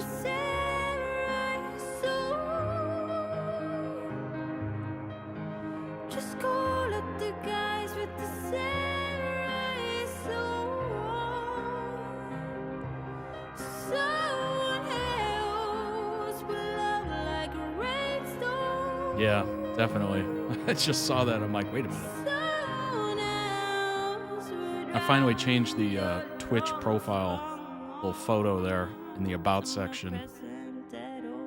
It's got the summer collection.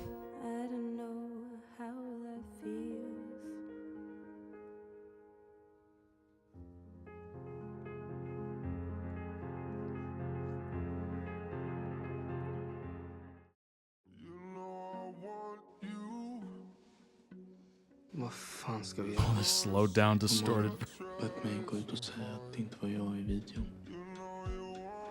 Men ville alla kan ju se att det No, är jag i you want videon. me. Oavsett vad, de kan inte bestämma vad du ska säga. Vi har inte gjort något fel. Nej. Du har rätt. Gör det här. Vill de att du ska sluta träffa mig? Ja, det vill jag nog. Men jag vill inte. Det kommer gå bra. Du är modig. Tack för att du inte lämnar mig. Zendaya sounds so different. Tänk om jag bara vill vara ihop med honom då. Inte säga någonting. Och leva normalt. Du är den enda som kan ta över kronprinstiteln efter Erik. När man är så ung så känns förälskelsen som Maybe the original gets viktigaste i hela blocked. världen. I don't know. Alltså, I om don't du think it tycker does. att den uppmärksamheten som du har fått nu känns oacceptabel så är det ingenting jämfört med det du kommer ha resten av ditt liv. Shit. Vadå? Kronprinsen avslöjar det är inte jag i videon.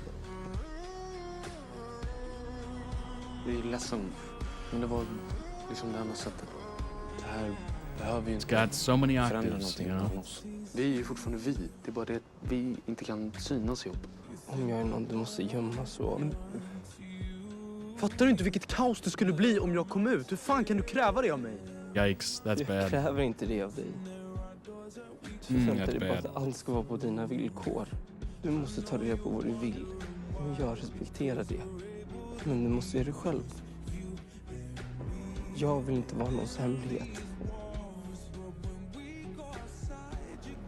I get it.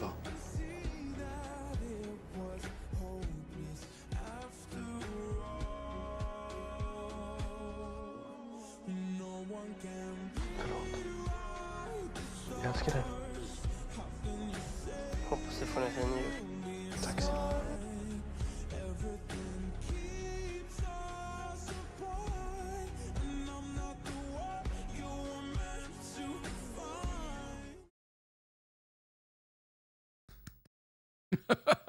That was an excellent edit. Link down below in the YouTube description for the original. Go throw it some much deserved love. Wow. Wow, wow, wow. I hope you have a nice Christmas is said a lot in the fandom. Nice. Yeah, that is... We have a Young Royals channel in the Discord. If not, we should probably create one. I'm assuming there's a lot to talk about there. What a beautiful edit. Beautiful. That was a nice little wrap up of the first season. Beef. What a position to be in. Obviously, as Simon, you're disappointed because you're being kept a secret, or you have to be kept a secret for at least a little bit, until Simon or Wilhelm gets his, bearings, is willing to make the plunge, as we say. But then again, as Wilhelm, you're dealing with so much pressure. Family, press, the public, yourself. You probably have, your own restrictions on yourself placed on you by outside forces that you've kind of internalized, right? Good grief.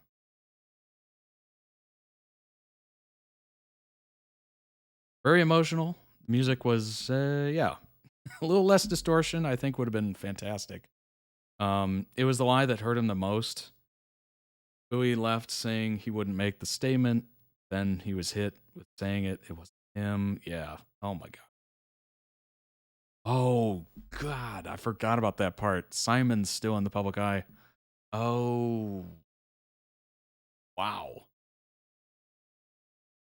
We now have a Young Royals channel in the Discord. So if you're a big fan of the show, you want to post in there about anything Young Royals, go for it. Join the Discord. We're up to 70 members right now and growing, thankfully. And hope we can get as many of you in there as humanly possible. That way the discussions are absolutely epic in nature. But Wilhelm and Simon have a difficult relationship defined by many points of tension. Wilhelm's position as a prince and later crown prince mean he cannot be open about a gay relationship, and Simon struggles with this, obviously. Nobody wants to be kept a secret. That is private. What is that saying? Private but not secret. That way, you're not you're not being forced into a closet or hidden away under a table. You're not completely kept out of view, basically, which is going to be difficult because doesn't he have paparazzi all over him? I'm assuming, right? Reporters and whatnot. So I don't know how you would even go about keeping somebody secret like that. What's going on? How's it going? Meh. What's going on? Thanks for the follow. I appreciate it. Just do it! Simon still struggles with being told what to do and how to act, even when they're finally out. Yeah, I get that. Obviously, I don't have any experience being a royal, and I won't have any experience being a royal. But you do have to kind of conform to a standard, right? Whether it's how you eat, how you walk, how you wave, it's all just completely scripted, and how you should behave and handle yourself. Their class differences are a huge barrier between them. That, oh my God. You want to talk about unbelievable stuff. Conform or leave, a la Harry and Meghan. Yeah, exactly. Not as much as the Brits. Oh, okay.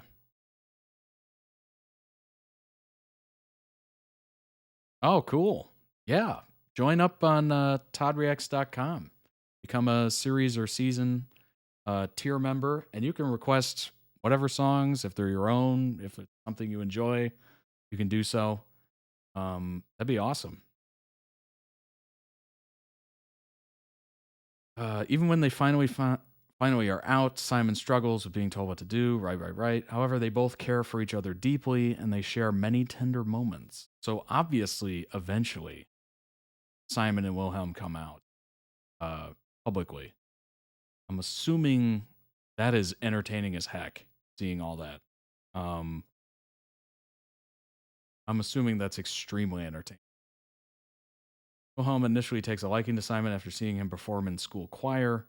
On Wilhelm's first day, their first conversation occurs after Simon takes a stance against the framing of welfare fraud as a scam and tax fraud as evasion, which Wilhelm compliments him on, as we saw. However, the conversation is cut short by August. You know what, August? Come on now. Come on, August. Jeez. Ugh. In episode 2, the pair are noticeably closer, with Wilhelm sitting near him in class and giving him advice for school and rowing. Simon doesn't view Wilhelm as a prince, and Wilhelm doesn't see Simon as below him. Well, that's a good start to any relationship. They study together after school, and Simon invites Wilhelm to skip rowing practice and attend Rasha's soccer match instead. Wilhelm accepts after slight deliberation. After returning to school, August tells Wilhelm that Simon had posted a video of him on his Instagram story and warns Wilhelm about hanging around the wrong type of people. Wilhelm asks Simon to take the story down and apologizes.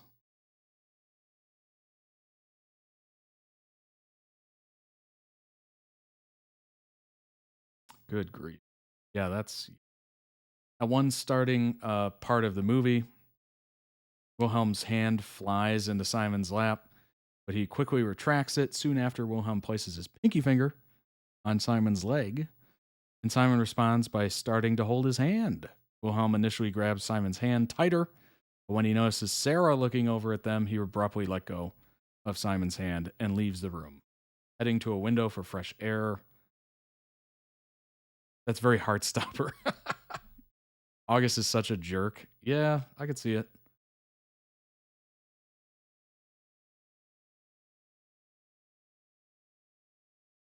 I'm assuming there's a lot of jealousy around the position of crown prince or anybody that's going to take over. And people that you're related to, especially a cousin, because chances are they're not going to get it or anywhere near it. But very odd, because usually it's kind of a reluctant royal where they're just like, I guess I have to do it, kind of thing. And then you get around it, where you get around that power. And maybe if you're not high in the succession line, all of a sudden you crave it. You're like, you hate the person, you're jealous of them. But when you're actually tasked with it, I think people tend to have well, I guess I got to do what I got to do, kind of like reluctant attitude towards it. Or at least you'd hope they'd be reluctant.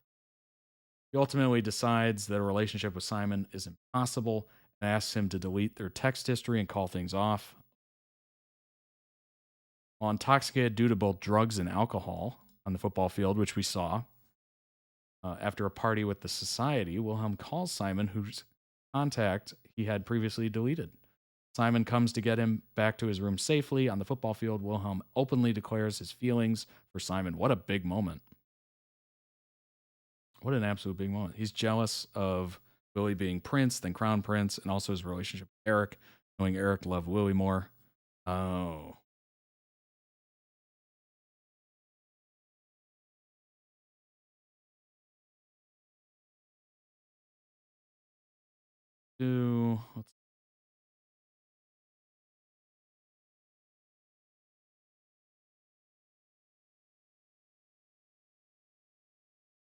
Episode 6, Wilhelm and Simon are still reacting to their public outing. Simon is clearly identifiable in the video. All that is visible of Wilhelm is the back of his head. And Halerska staff and students are the only people who can tell for sure that the video was taken in his room. They meet up face-to-face for the first time since the leak in the changing room after class, where Wilhelm tells Simon that his mother has requested for him to deny the accusation. He wants to just not comment on it at all. Simon implores Wilhelm to be truthful, but doesn't leave Simon alone in the aftermath. Boys agree that they haven't done anything wrong and decide to be in the situation together.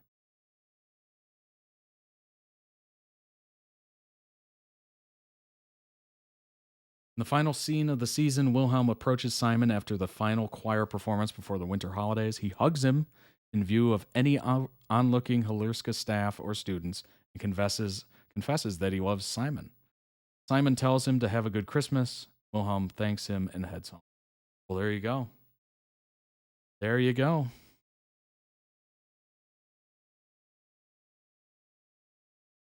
It's funny you mentioned Heartstopper. I kind of got that vibe a little bit. You know what's funny is I noticed this. So in season 1, they look like this, very concerned, Season 2, they're getting closer. I mean, they're in public together, And look at season 3. Boom. Smiling, enjoying each other. Very sweet. Very sweet. That was obviously done on purpose. But yeah, absolutely wonderful. Seems like a very interesting show. Story seems very sweet. Lots of obstacles to overcome, obviously. Just fantastic. And that song when they were Oh gosh, at the soccer field was perfect for that moment. Perfect. Let's go ahead and jump into the fourth video. But before we do so, go ahead and hit this really quick.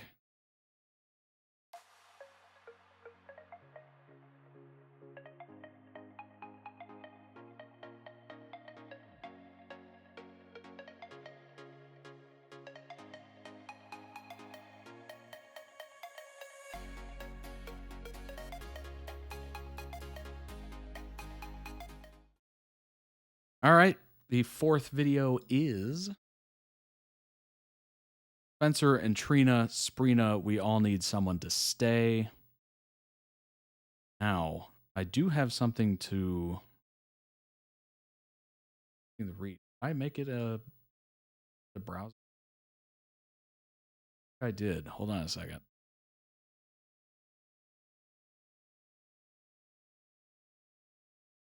I don't think I did. You know what? We'll go ahead and play the video, and I'll work on that as I'm watching it. Let's go. Remembered your face and your voice and your laugh, and I knew that I had to get back to you.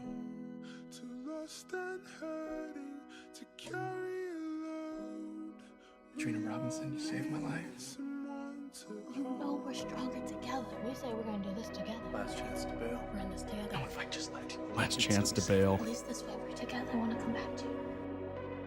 Spencer is nothing like you. He has a good heart, despite what his family wants him to be. Oh, come on, Spencer. You're way too smart to forfeit your legacy for a pretty face. Trina is so much more than that. She's the bravest person that I know. She never shies away from the truth, and she knows right from wrong. And thanks to her, I'm starting to figure that out for myself. You got a death wish, kid? All I care about is Trina. Well, I just saw Spencer. Is he okay? Actually, he's more worried about you than his own safety. I'm not leaving him. Where are you to? I will be right behind you. I promise. I promise. The drone strike has been refixed. We're safe. Redirected where? It's on its start. But Spencer's alive.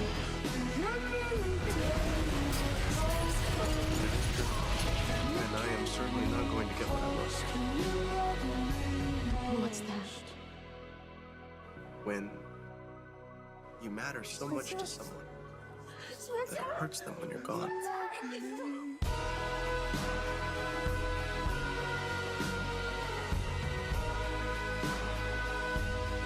Right. Right.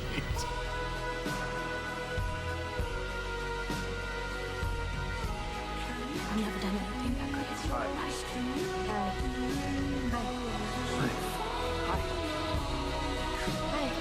Well, let's think about what might have happened if I hadn't. Lots of smiling. Neither do I. Oh, young love. Beautiful. Beautiful as always.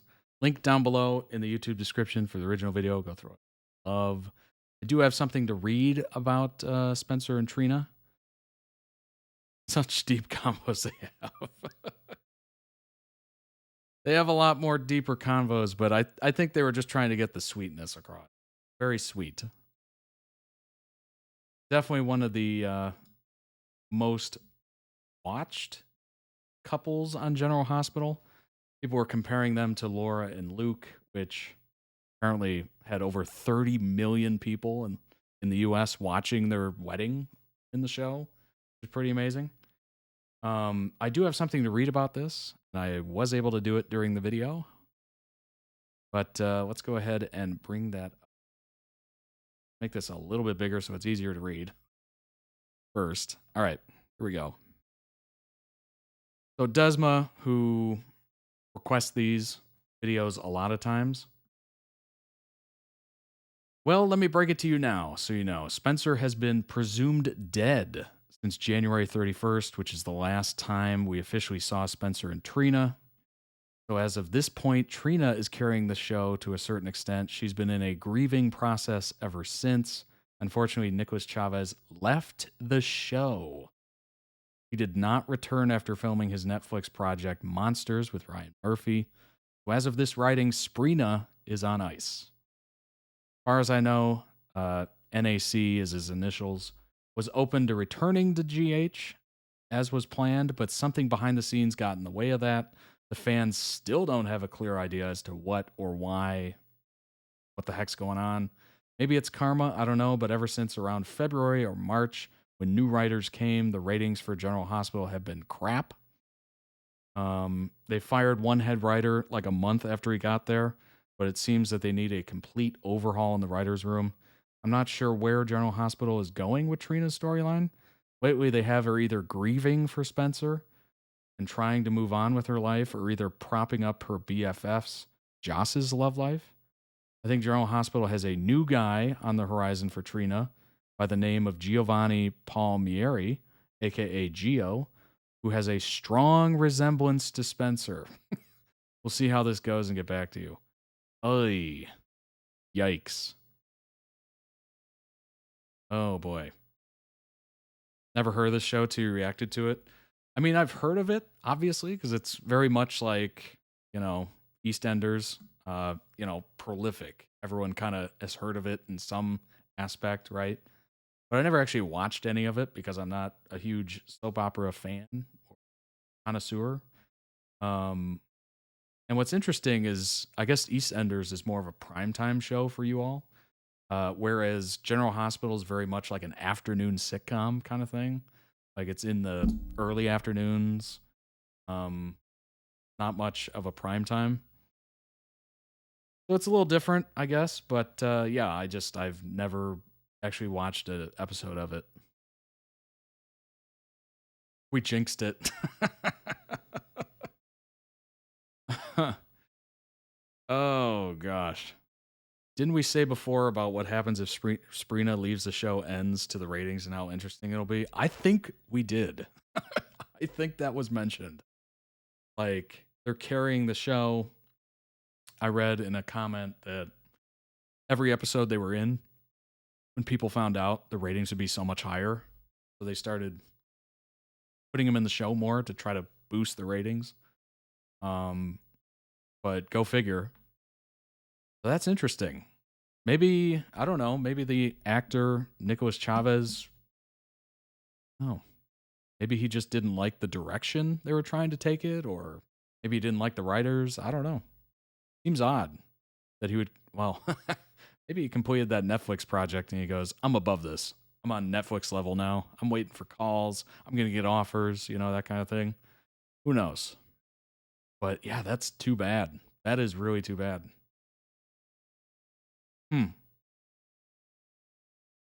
Or better offer, right? Gosh, that is, especially after that article I just read yesterday, is like they're on the level or they're on the rise to Luke and Laura, like they're gonna be the next big thing. Wow, wow, wow, wow, wow. That's too bad. That's really too bad, especially if you're a fan. You got to be like, what the heck? January 31st is the last time you seen them or heard of them, really? And it is June.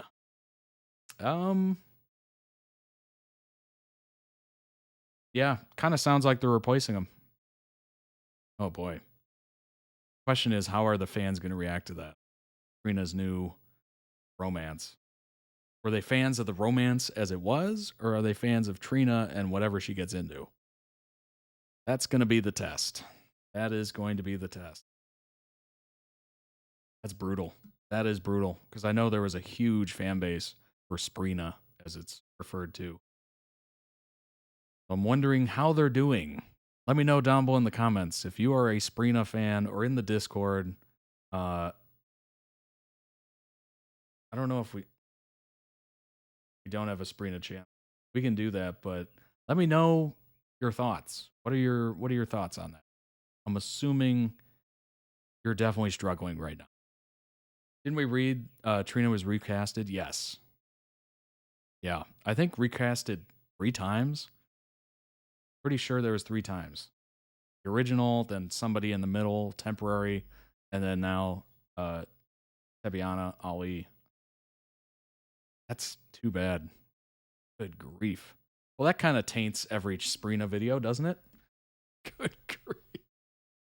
Oh, no. You know what I was literally gonna say? Get yourself a Spencer. He seems like he's really in her corner. Oh, that's not on the story though. Okay, story's still sweet, but the outcome unfortunately might not be that. I love how the photo here is just a GIF. Fictional characters and a popular super couple from the ABC daytime soap General Hospital. They are one of the first true super couples for the next generation.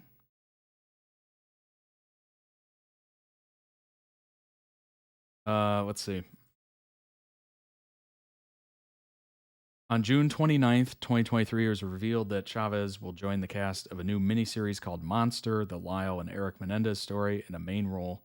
So it's unclear if Chavez will be exiting GH. On June 30th, literally a day after, it was confirmed that he will be taking a temporary leave of absence while he films his role in the other series. Currently unknown when he'll make his last appearance on General Hospital, but the show will not be shooting until the writer's strike is resolved. January 26th of this year, new details of Chavez's temporary exit from GH emerged. It was revealed that his last air date of the time will be on January 1st, as Desma said, after which he'll be off screen for several months. He made his last appearance for the time being on January 31st. The role, Sprina, was originated by actress Tiana Lee from 2017 to 2018 in a total of 3 episodes. After Leigh only appeared in 3 episodes, Trina was recast with Sydney Michaela.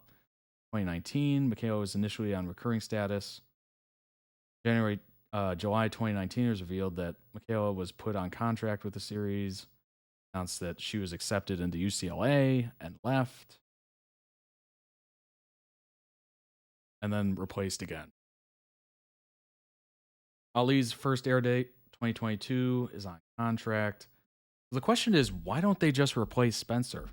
If Nicholas Chavez isn't going to be there, just replace the character or the actor. If it's already been done for Trina 3 times, why not just recast it and just keep the story going? Maybe you find somebody who's even cooler or better than Nicholas Chavez. I know that's blasphemy if you're a Sprina fan to say, but who knows? You know, it's been recast multiple times. Why kill the character? Bring the character back.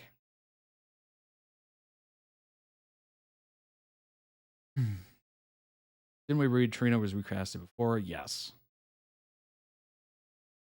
Yeah, Spencer was around since the beginning, I think, for all 3 Trinas.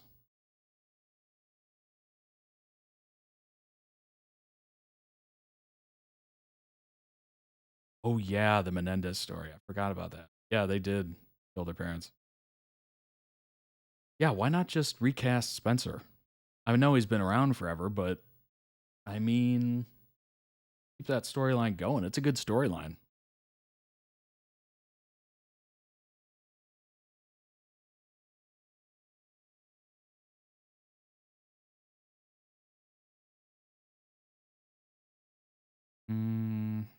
As of the nurses' ball, they were a couple. Spencer had stated that Trina is the love of his life, and Trina has declared they are made for each other.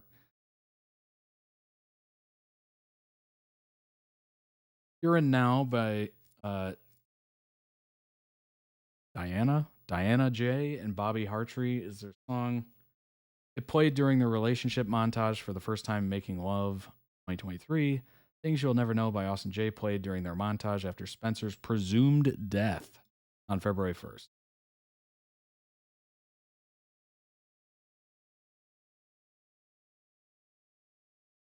They went to Paris. On January 31st, they have a magical first night in Paris, enjoying a luxury hotel room, night out of fine dining, and a romantic cruise on the river Seine. This is catastrophically interrupted by Esmee showing up, having stalked them and procured a syringe filled with an unknown drug.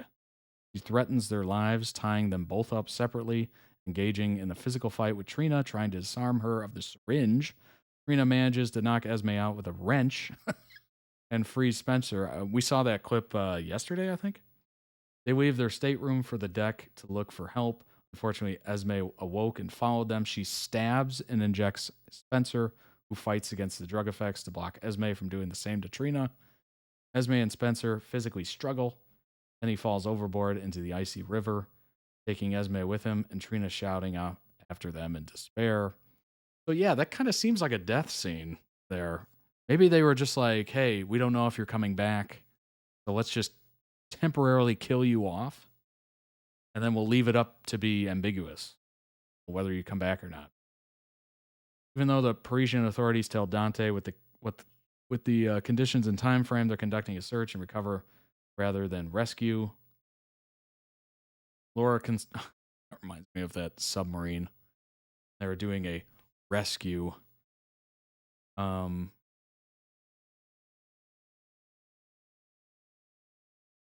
think there was uncertainty about when NAC would return. Did tweet not long ago about future possibilities for a Spencer return. I think Spencer will return, even if it's not NAC in the role.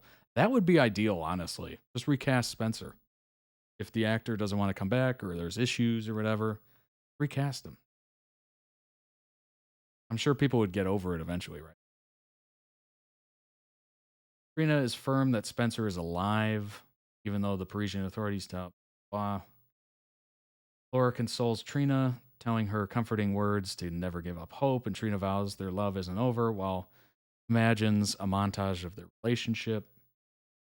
March 25th, Trina admits to Stella that she's not ready to move on from Spencer. He could have been the love of her life. Stella assures her she has lots of life left and needs to focus on healing. Trina shares that now that Esmee is gone, she has nowhere to put her anger, and it's not fair. Stella says the anger will pass. There's been no closure, and it's a shame they couldn't give Spencer a funeral.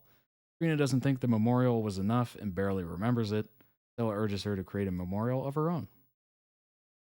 And then she went to the cemetery to visit Spencer's grave.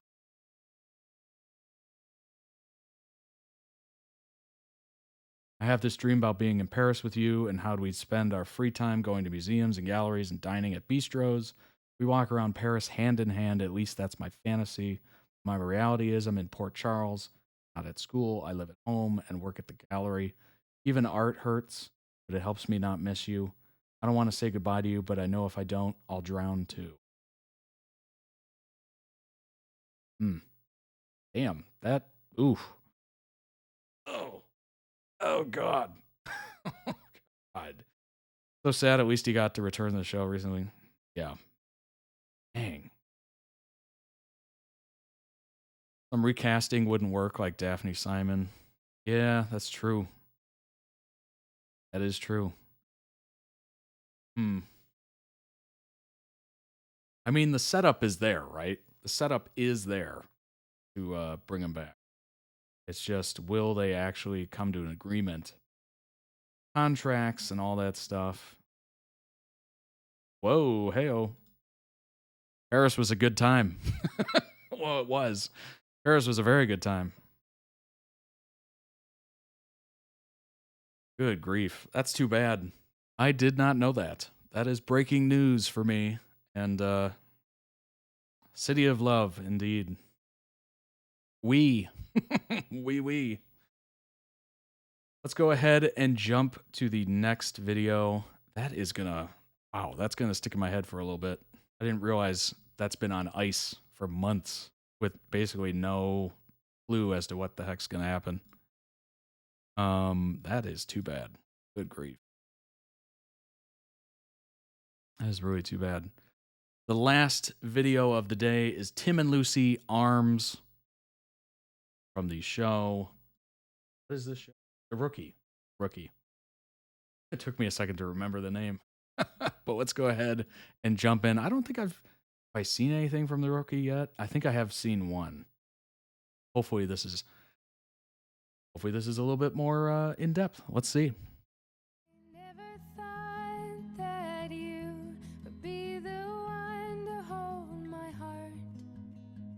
It is an amazing bubble, indeed. With all due respect, sir, you're a pain in my ass. That's my job. It's a lot of notes. All right, I got a lot of You don't let water. anyone Stay hydrated, ever everybody. Tell you can't do something. Not even me.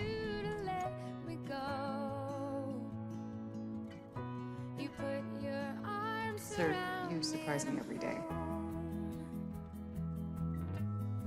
Everything is a test, Officer Chen. Now I'm dead. Go. You got 10 minutes to find it. Tim test. Camera.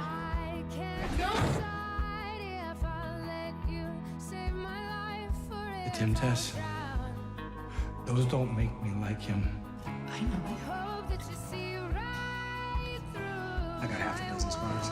You know what it is? My day of death? It wasn't your day of death. It was the first day of the rest of your life. Well, that's good to know. Dad was a monster. You're nothing like him.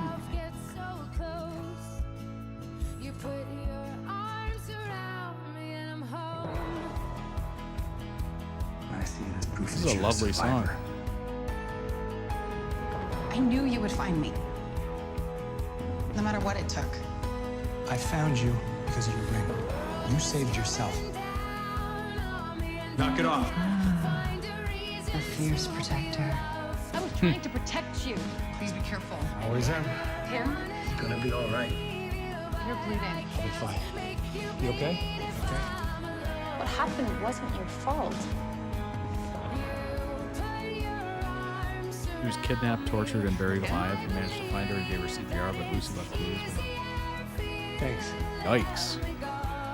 Well, that's good. She was able to drop some clues. Have you been here all night?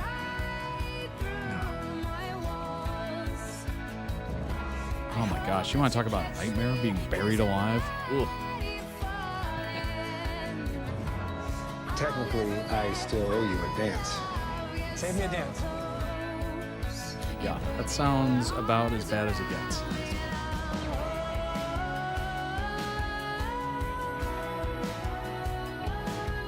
You know me so well. Too well. Tons. The movie with Ryan Reynolds You're a good called cop. Buried is very much like that. Terrifying. Are you proposing to Ashley? Of course not. Didn't they used to put little bells and You can do better strings than just in case you Why would you say weren't that? dead? It is now. My Maybe you last just dream. pull the string and it would ring a bell. Thanks. Night. If we're gonna sell that we are, actually boyfriend and girlfriend, then we might have to. Yes, I had an episode with the main character buried alive. Sorry. Is that it? You know what? If you're gonna criticize me, That was probably a big moment right there.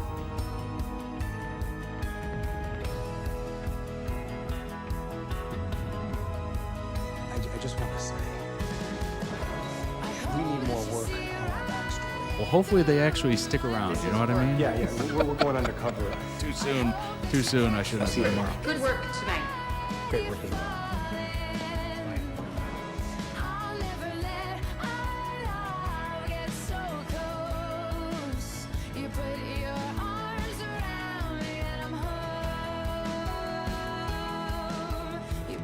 Great. Great. Oh, grief. Yep. Grief. It's interesting. Graveyard near my parents' home has a plaque saying a woman was mistakenly buried alive and got herself out and eventually sued the town for negligence. That's unbelievable. Oh my gosh. Oh, link down below in the description, the YouTube description for the original video. Go throw it some love. You might like some videos on their channel as well. So go check it out. As always, I put links for all the videos I react to in the description, as well as the timestamp for the stream itself.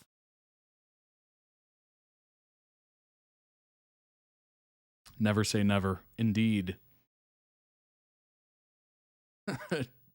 That would be interesting to see, honestly. The plaque. Ay, ay, ay. What an interesting show. Honestly, they seem very sweet together. I am so jaded after that Sprina one. Oh, gosh. I don't know if I'm going to be able to get over that. If you're a fan of Sprina, my heart goes out to you. You're probably not doing well. Good grief. All right, let's bring up some information on The Rookie. Police procedural crime for ABC. Series follows John, a man in his 40s who becomes the oldest rookie in the LAPD, Los Angeles Police Department. Series is produced by ABC Signature and Lions Television. Is based on real-life LAPD officer William Norcross, who moved to LA in 2015 and joined the department in his mid-40s. All right, so it's based on a true story. Jace, take notes. Let's get rich.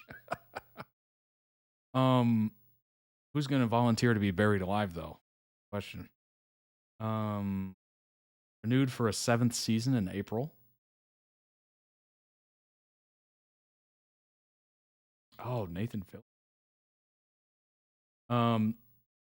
Series follows John, a 45-year-old newly divorced man from Pennsylvania, who 9 months after helping police officers during a bank robbery in his hometown, moves to LA to pursue a new career as a police officer in the LAPD. After graduating from the police academy as the oldest rookie in the force, Nolan must navigate the dangerous, unpredictable nature of his job and is determined to make it in his new career despite the challenges. I mean, he chose an interesting city to go to. Like, that seems like quite the step up, especially later in your career when you're usually just looking for your pension, right? You're trying to survive and get your retirement, then go off into the sunset. Series lead Nathan Fillion stated during an interview that the drama was inspired by a true story, as the LAPD is one of just 2 agencies that accepts new officers over the age of 37. The man whose story inspired the premise of the show was later revealed to be Bill Norcross, a college friend of executive producer John Steinberg, who based the show on his story. Norcross continues to serve in the LAPD. Wow. Pretty cool. 2020, 14, 2022, or excuse me, 22, 22, and so it only got 10 episodes in the 6th season. Interesting. Why? Seems like a shorter season. February to May instead of September to May. That's odd. I don't know what's going on there. I think it's because of the writing strike. Oh, I think that's it. I think that's probably related. Yeah, that makes sense. That makes a lot of sense.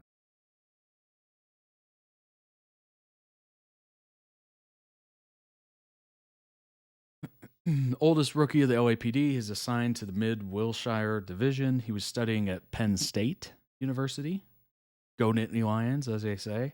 But dropped out and went into the construction business upon learning that Sarah, his girlfriend and later wife, was pregnant. Yeah, he needed money and needed it now. At the age of 45, Nolan closed his construction company in Pennsylvania. After taking down a robbery suspect at a bank in town, moved out west to become a police officer. He is divorced with a son, Henry.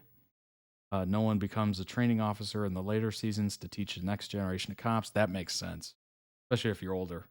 Help make positive change in the LAPD. He marries Bailey Noon. 6th season. Oh. All right. What else we got? Boom. Lucy. Lucy Chen. Police officer assigned to Mid-Wilshire Division. Her training officer was Tim Bradford. Hence the Chenford. Until she was promoted to Police Officer 2 during the episode Amber.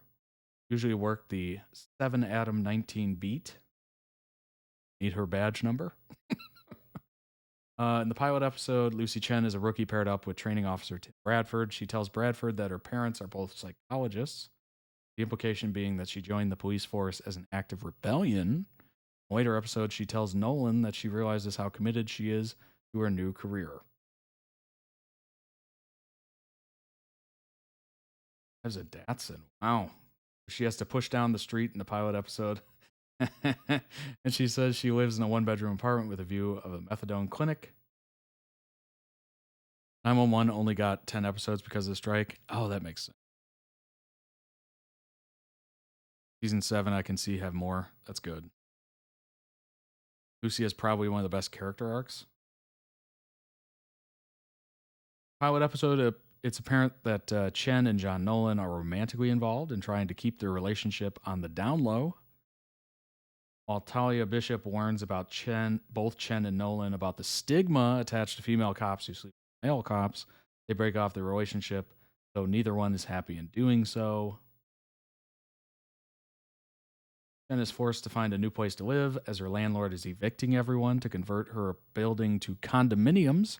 In the course of the episode, a criminal is found dead in a surprisingly upscale apartment. Chen ends up renting it at a discount due to the fact that there had been a death there. That's funny. That is funny. Chen remarks to Nolan that that he seems happy and credits his dating Jessica Russo. Chen and Jackson West react with approval of the news.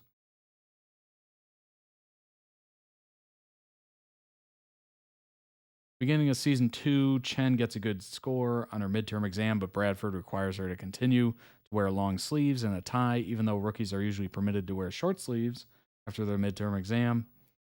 Chen schemes to get Bradford to go on a date with Rachel Hall, making a bet with Bradford that she can set him up. If she wins, she gets to wear short sleeves. Chen wins the bet and is allowed to go back to his. Bond was beautiful. She's definitely one of my favorite characters. Her friendship with Tamara, who is a kid who she saved from the streets, moved in with her. Little sister, mother-daughter vibe. Sticks around and only moves out in season 6. In Clean Cut, after Bradford rear-ends a woman while on patrol with Chen, she immediately comes to his defense and helps clear his name, something Bradford appears to be appreciative of. She also helps to set the trap for the woman's boyfriend so Bradford can arrest and charge him with murder. All right. Let's see if we can find some juiciness. Personality. Chen has shown that even her patience has its limits and that she won't hesitate to stand up for herself or even call her fellow LAPD officers out.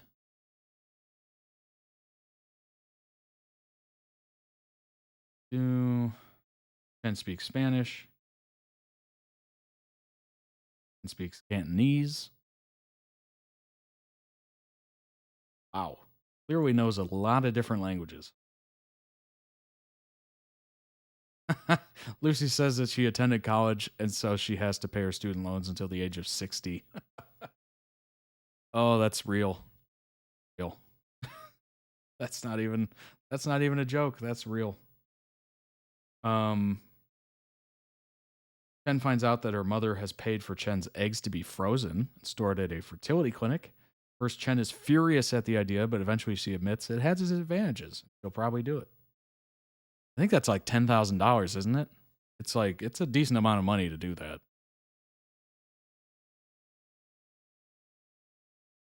Until the 6th season, she is one of the 3 main characters who appear in every episode. Go to the bottom of season 2, that's the kidnapping bit. On the way.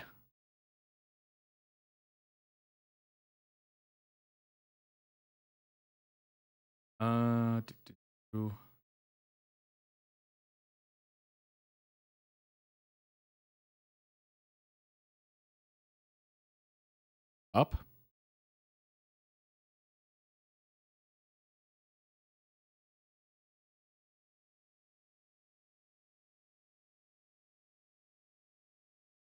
Day of Death. Oh. In Day of Death, Chen wakes up to find herself tied to a chair in a house, with Caleb tattooing her Day of Death onto her abdomen. West has told the other officers about Chen's disappearance after failing to find her in the apartment that they have together. They discover that Caleb is the protege of serial killer Rosalind Dyer. Chen tries multiple times to get away, breaking her restraints, but to no avail. Caleb intends to lock Chen in a barrel and bury her alive, as he has done with previous victims, but the LAPD manages to find the remote property where Caleb buried her. Caleb is shot to death by Harper stomach, but Bradford and the rest of the team locate Chen's burial site where Bradford pulls her out of the barrel and performs our saving. Oh, I just thought of Life is Strange and Chloe finding Rachel's body. Oof. Dark Side, she gets drugged. Then Day of Death is that emotional episode. Ooh. All right, let's look into Tim. Main character on The Rookie, assigned to the same division as Chen. Worked as a training officer for Chen until she was promoted.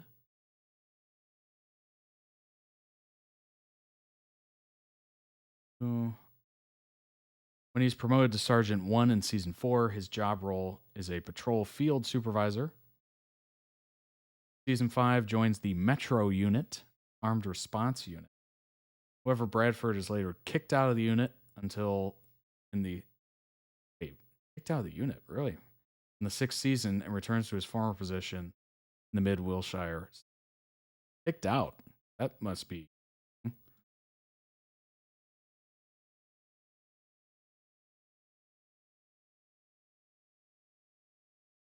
In Crushed, it is revealed that Tim was demoted back down to patrol, still maintaining his sergeant stripes. He spends the shift with Dr. Blair London at the insistence of Gray. After the culmination of the case, Tim tells Gray he is considering becoming London's patient. We see him go to her office at the end, telling her it was an emergency. Interesting. All right. Timeline of Chen and Bradford's relationship so far.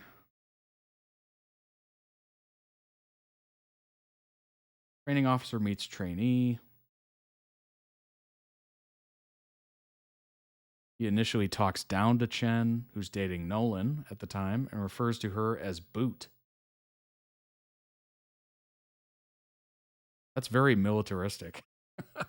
They call people boots, something like that. Privates or something. By season 2's The Bet, however, Chen and Bradford are close enough to be making friendly wagers. Specifically, she sets him up on a date with her friend Rachel. When he agrees to go on a date as well, she wins the right to wear short sleeves. Grunts in the army. I promise I didn't pick this link because of his body. I'm dead. Season 2's Day of Death has the team searching for an abducted Chen. Yeah, that's crazy. And it's Bradford who spots her ring on the ground and finds her buried alive and barely alive. Barrel. He performs life-saving CPR and even stays by her hospital bed as she recuperates. That was that scene with the bedside. After Bradford places 8 out of 140 test takers in the sergeant's exam in season 2's follow-up day, Wade Gray offers to make him a sergeant in 2 weeks' time, but Bradford puts off promotion for more time with Chen. Tim Bradford finishes what he starts. He tells her, I haven't finished training you yet. Oh, that's sweet. In The Hunt, season 2 finale, Bradford tells Chen he's going to break up with Rachel, who's leaving for a dream job in New York because long distance never works. He has a change of heart just before Rachel leaves, though, and tells her he wants to give long distance a shot, but that's the last fans of The Rookie have seen of Rachel. After a relatively Chenfordless 3rd season, Chen and Bradford reunite in season 4's In the Line of Fire when she volunteers to be his sergeant's aide. Chen claims she's doing it to stand out on promotion time, even if it means putting up with his Tim tests and his old school code of honor again. I do not believe you, Luke. Right. Later in season 4, we're on to you, Luke. Bradford starts dating Ashley McGrady, the daughter of a police officer, and in The Knock, he sets Chen up with assistant DA Chris Stanford for a double date with him and Ashley. Over dinner at a fancy restaurant, though, it's clear Bradford and Chen have the best connection of the group. Kiss rehearsal. Chen and Bradford prepare to go undercover as boyfriend-girlfriend in season 4 finale. Day in a hole, so they practice PDA at Chen's place.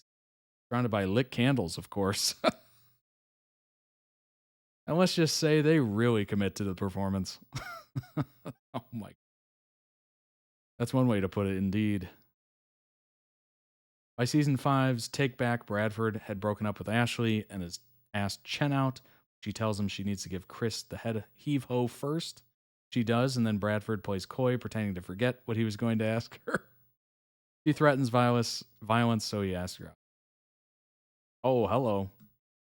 Bradford tells Gray about his relationship with Chen in season 5's Death Notice and agrees to become a court liaison sergeant so that he's no longer in her chain of command. Wow. All right. That's nice.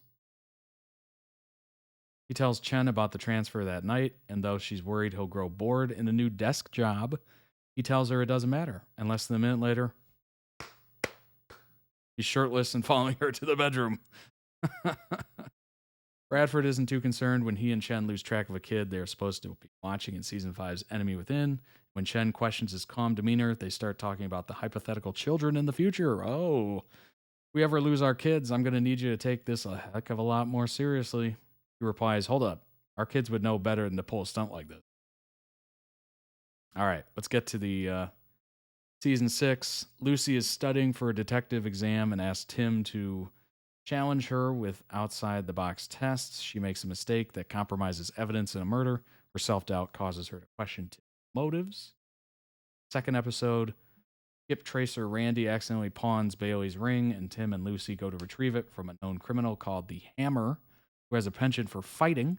The two also take time to address their own fight over Lucy becoming an undercover detective, which Tim discovers he has more reservations over than he thought. Right, that's definitely more dangerous, for sure. Of course, it makes sense to have some reservations over it. Tim and Lucy agree to work through their issues. They share a moment and a dance, but is interrupted by Aaron after he tries to kiss Selena. He pulls away and gets drunk as a result of the heartbreak. Selena runs off to get some air and gets a call to meet an informant for a case she is part of, and is kidnapped, leading the rest of the team, including Tim and Lucy, to come to her rescue, minus the drunken Aaron, who Randy and Chastity is left to watch over him. Episode 3, Lucy continues to prepare for the detective's exam, and Tim cautions her about over-preparing. They and Selena soon get caught up trying to identify an amnesiac shoplifter. Lucy takes her detective's exam while Tim and Selena follow a lead and find the shoplifter's partner stuck in a wall. Having got stuck during an attempted heist, Aaron and Selena mend their friendship, and Lucy passes her exam but ranks low. Aaron is cleared to return to duty and undergoes tests with Tim to see if he can still overcome the workload. Nolan and Selena respond to a dead body discovery, which they soon learn could be another victim of the long-lost pentagram killer. The case takes a turn when they learn that the victim was disliked at her school, and a man escapes after witnessing his wife being killed at his home. The victim's brother is revealed to be responsible when he shoots up the recovery scene, and Lucy is injured. Despite this, she faces the brother Solo, who she later learns survived his injuries, meaning that she will potentially be witnessing against him. Season 6, Episode 5, Tim calls off a date night with Lucy to meet a former Army friend, Mark Greer, to discuss plans to eliminate Ray Watkins, who once betrayed them in the past, but he finds himself unable to go through with the mission after confronting Ray, trying to take all the heat if Ray ever strikes. At the end of Season 5, Aaron is shot and Selena is beat up, survives, and is cleared in the third episode. Appreciate it. Lopez inquires about the nature of Tim's secrecy after learning about Lucy's worries. Eventually, Tim comes clean to them after Ray visits Lucy's home. The trio determine that he is a gun for hire, just as he abducts a Venezuelan activist, which they manage to stop, and an IA investigation is launched. The investigation clears him of any wrongdoing against Ray, but internal ramifications await. Additionally, Tim decides to break up with... What? What?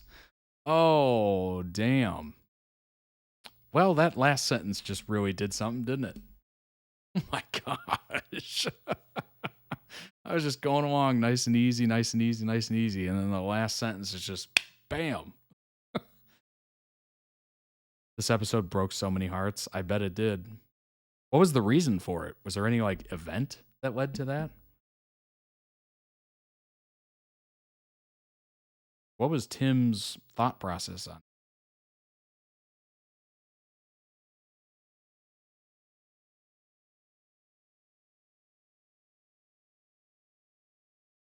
Couples are giving us whiplash today? Right. Oh my gosh.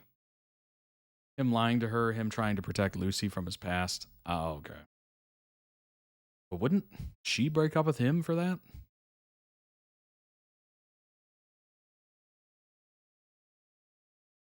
Or maybe he just got tired of lying to her, or he felt bad for lying to her.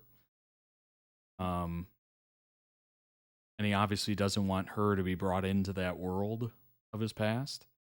I guess that kind of makes. Dang. What in the heck is happening to these couples? Oh my god. Whoa. She didn't want to. He basically felt bad. Yeah. Couldn't tell the truth, so he called it off. Oh, at least give it a shot. At least give it a shot. That is brutal. Boy, if you're a fan of any sort of relationship in a show, I'd be on the lookout. It just seems like everything's ending right now. Dang. There's more of them trying to be friends after the breakup than like I wrote. I gave more context. Hey.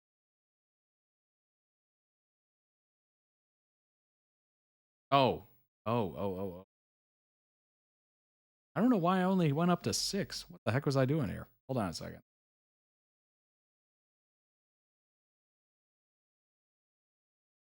All right, let me pull up this. I think I got sidetracked. I don't know exactly what the heck happened. But I can bring it.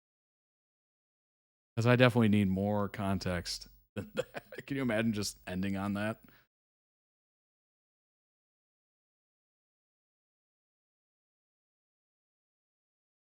All right, here we go. Episode 7.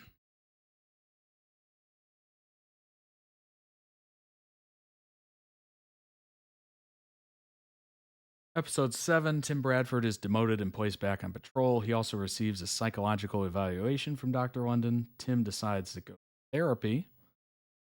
How are the vampires less heartbreaking today? That is a good question. These couples need to fix themselves. Got it. Lucy got buried alive, then the man she loved lied to her. The one who broke it off. Lucy did no wrong. Yeah, honestly. Therapy for all, indeed. Tim and Aaron, episode 8, are placed on watch duty for a Metro SWAT raid. Meanwhile, the LAPD has to handle a massive gang war situation that finds its way to the hospital.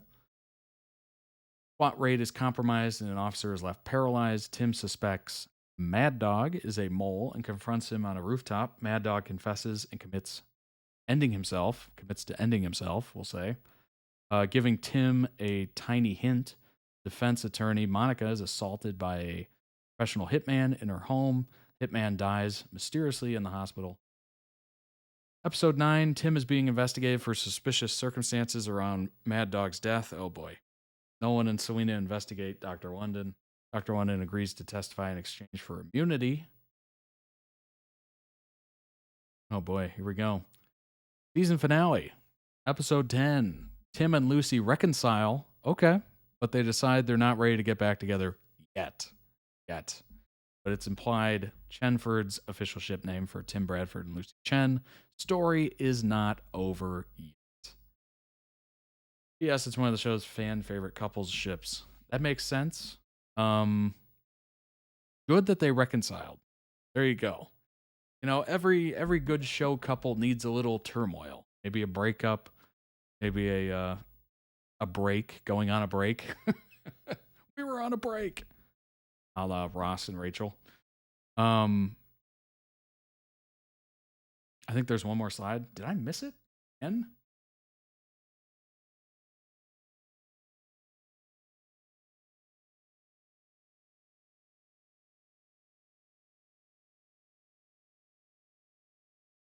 That's the last one that I see.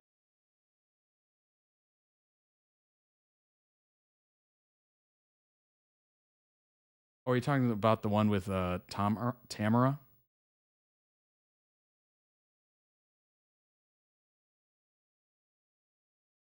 Basically, right after a breakup, Tamara leaves Lucy's flat, so she loses her roommate, sister, best friend. Yeah, Tamara, Lucy's best friend, sister vibe, adoptive daughter, kinda. Moves out with her college friends. Season 2 or 3, Lucy saves the kid, and then Tamara, who had a difficult home life and no family, moves in with Lucy, but after being stable, leaves Lucy flat. So it's good she was there for at least a decent amount of period, or a decent like time period where she could, I don't know, try to heal or have a okay home life. But yeah, it does sound like she was heartbroken. Not ideal.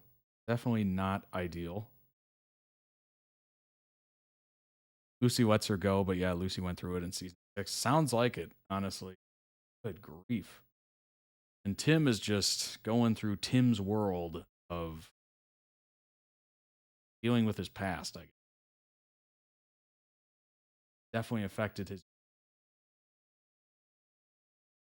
Oh my gosh. 2 closest people left her.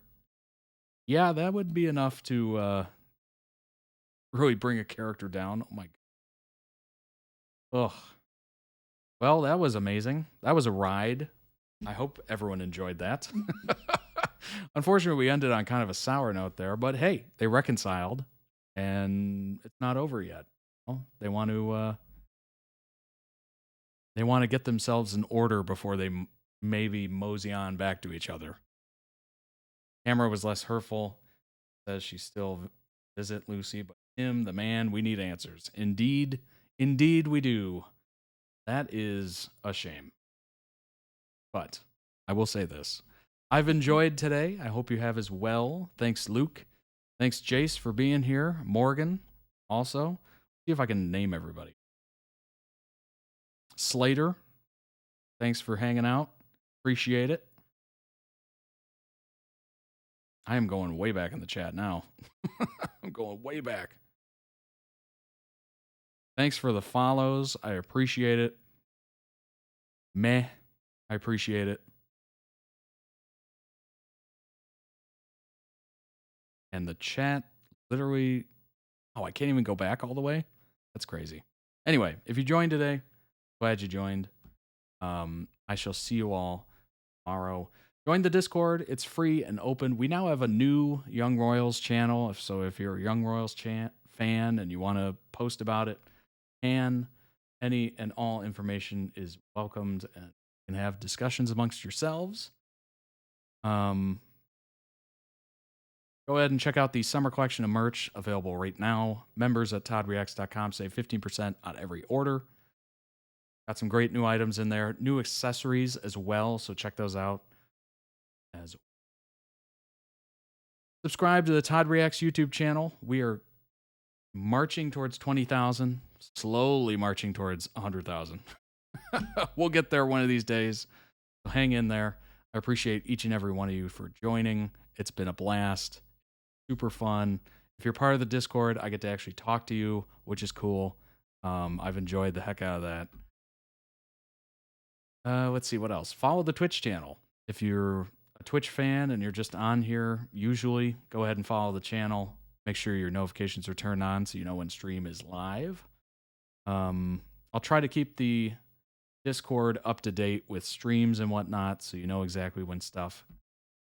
If you want to request your own videos, as we had a couple people in here today that wanted to request some videos, you can head on over to toddreacts.com, join the season and series tiers, request your own videos, and they'll be live. They'll be live on stream, reacted to, and enjoyed by everyone watching.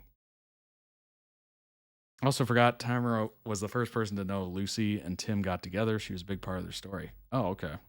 That makes sense. That's good. Hopefully they all kind of have like a homecoming of some sort. Gosh. Missed opportunities, but wasn't bad writing, just a little sad. Yeah, they could have been a family. Well, you know what? Who knows? Maybe they'll find their way back to each other. As I will find you all back here tomorrow. That was so cheesy, but I had to go for it. Thank you. Thank you. I hope you all have a wonderful rest of your day. I shall see you back here. So CW indeed. I will see you all back here tomorrow for another wonderful stream, more videos, and take care of yourselves. Join the Discord. Subscribe to the channel. Bye-bye.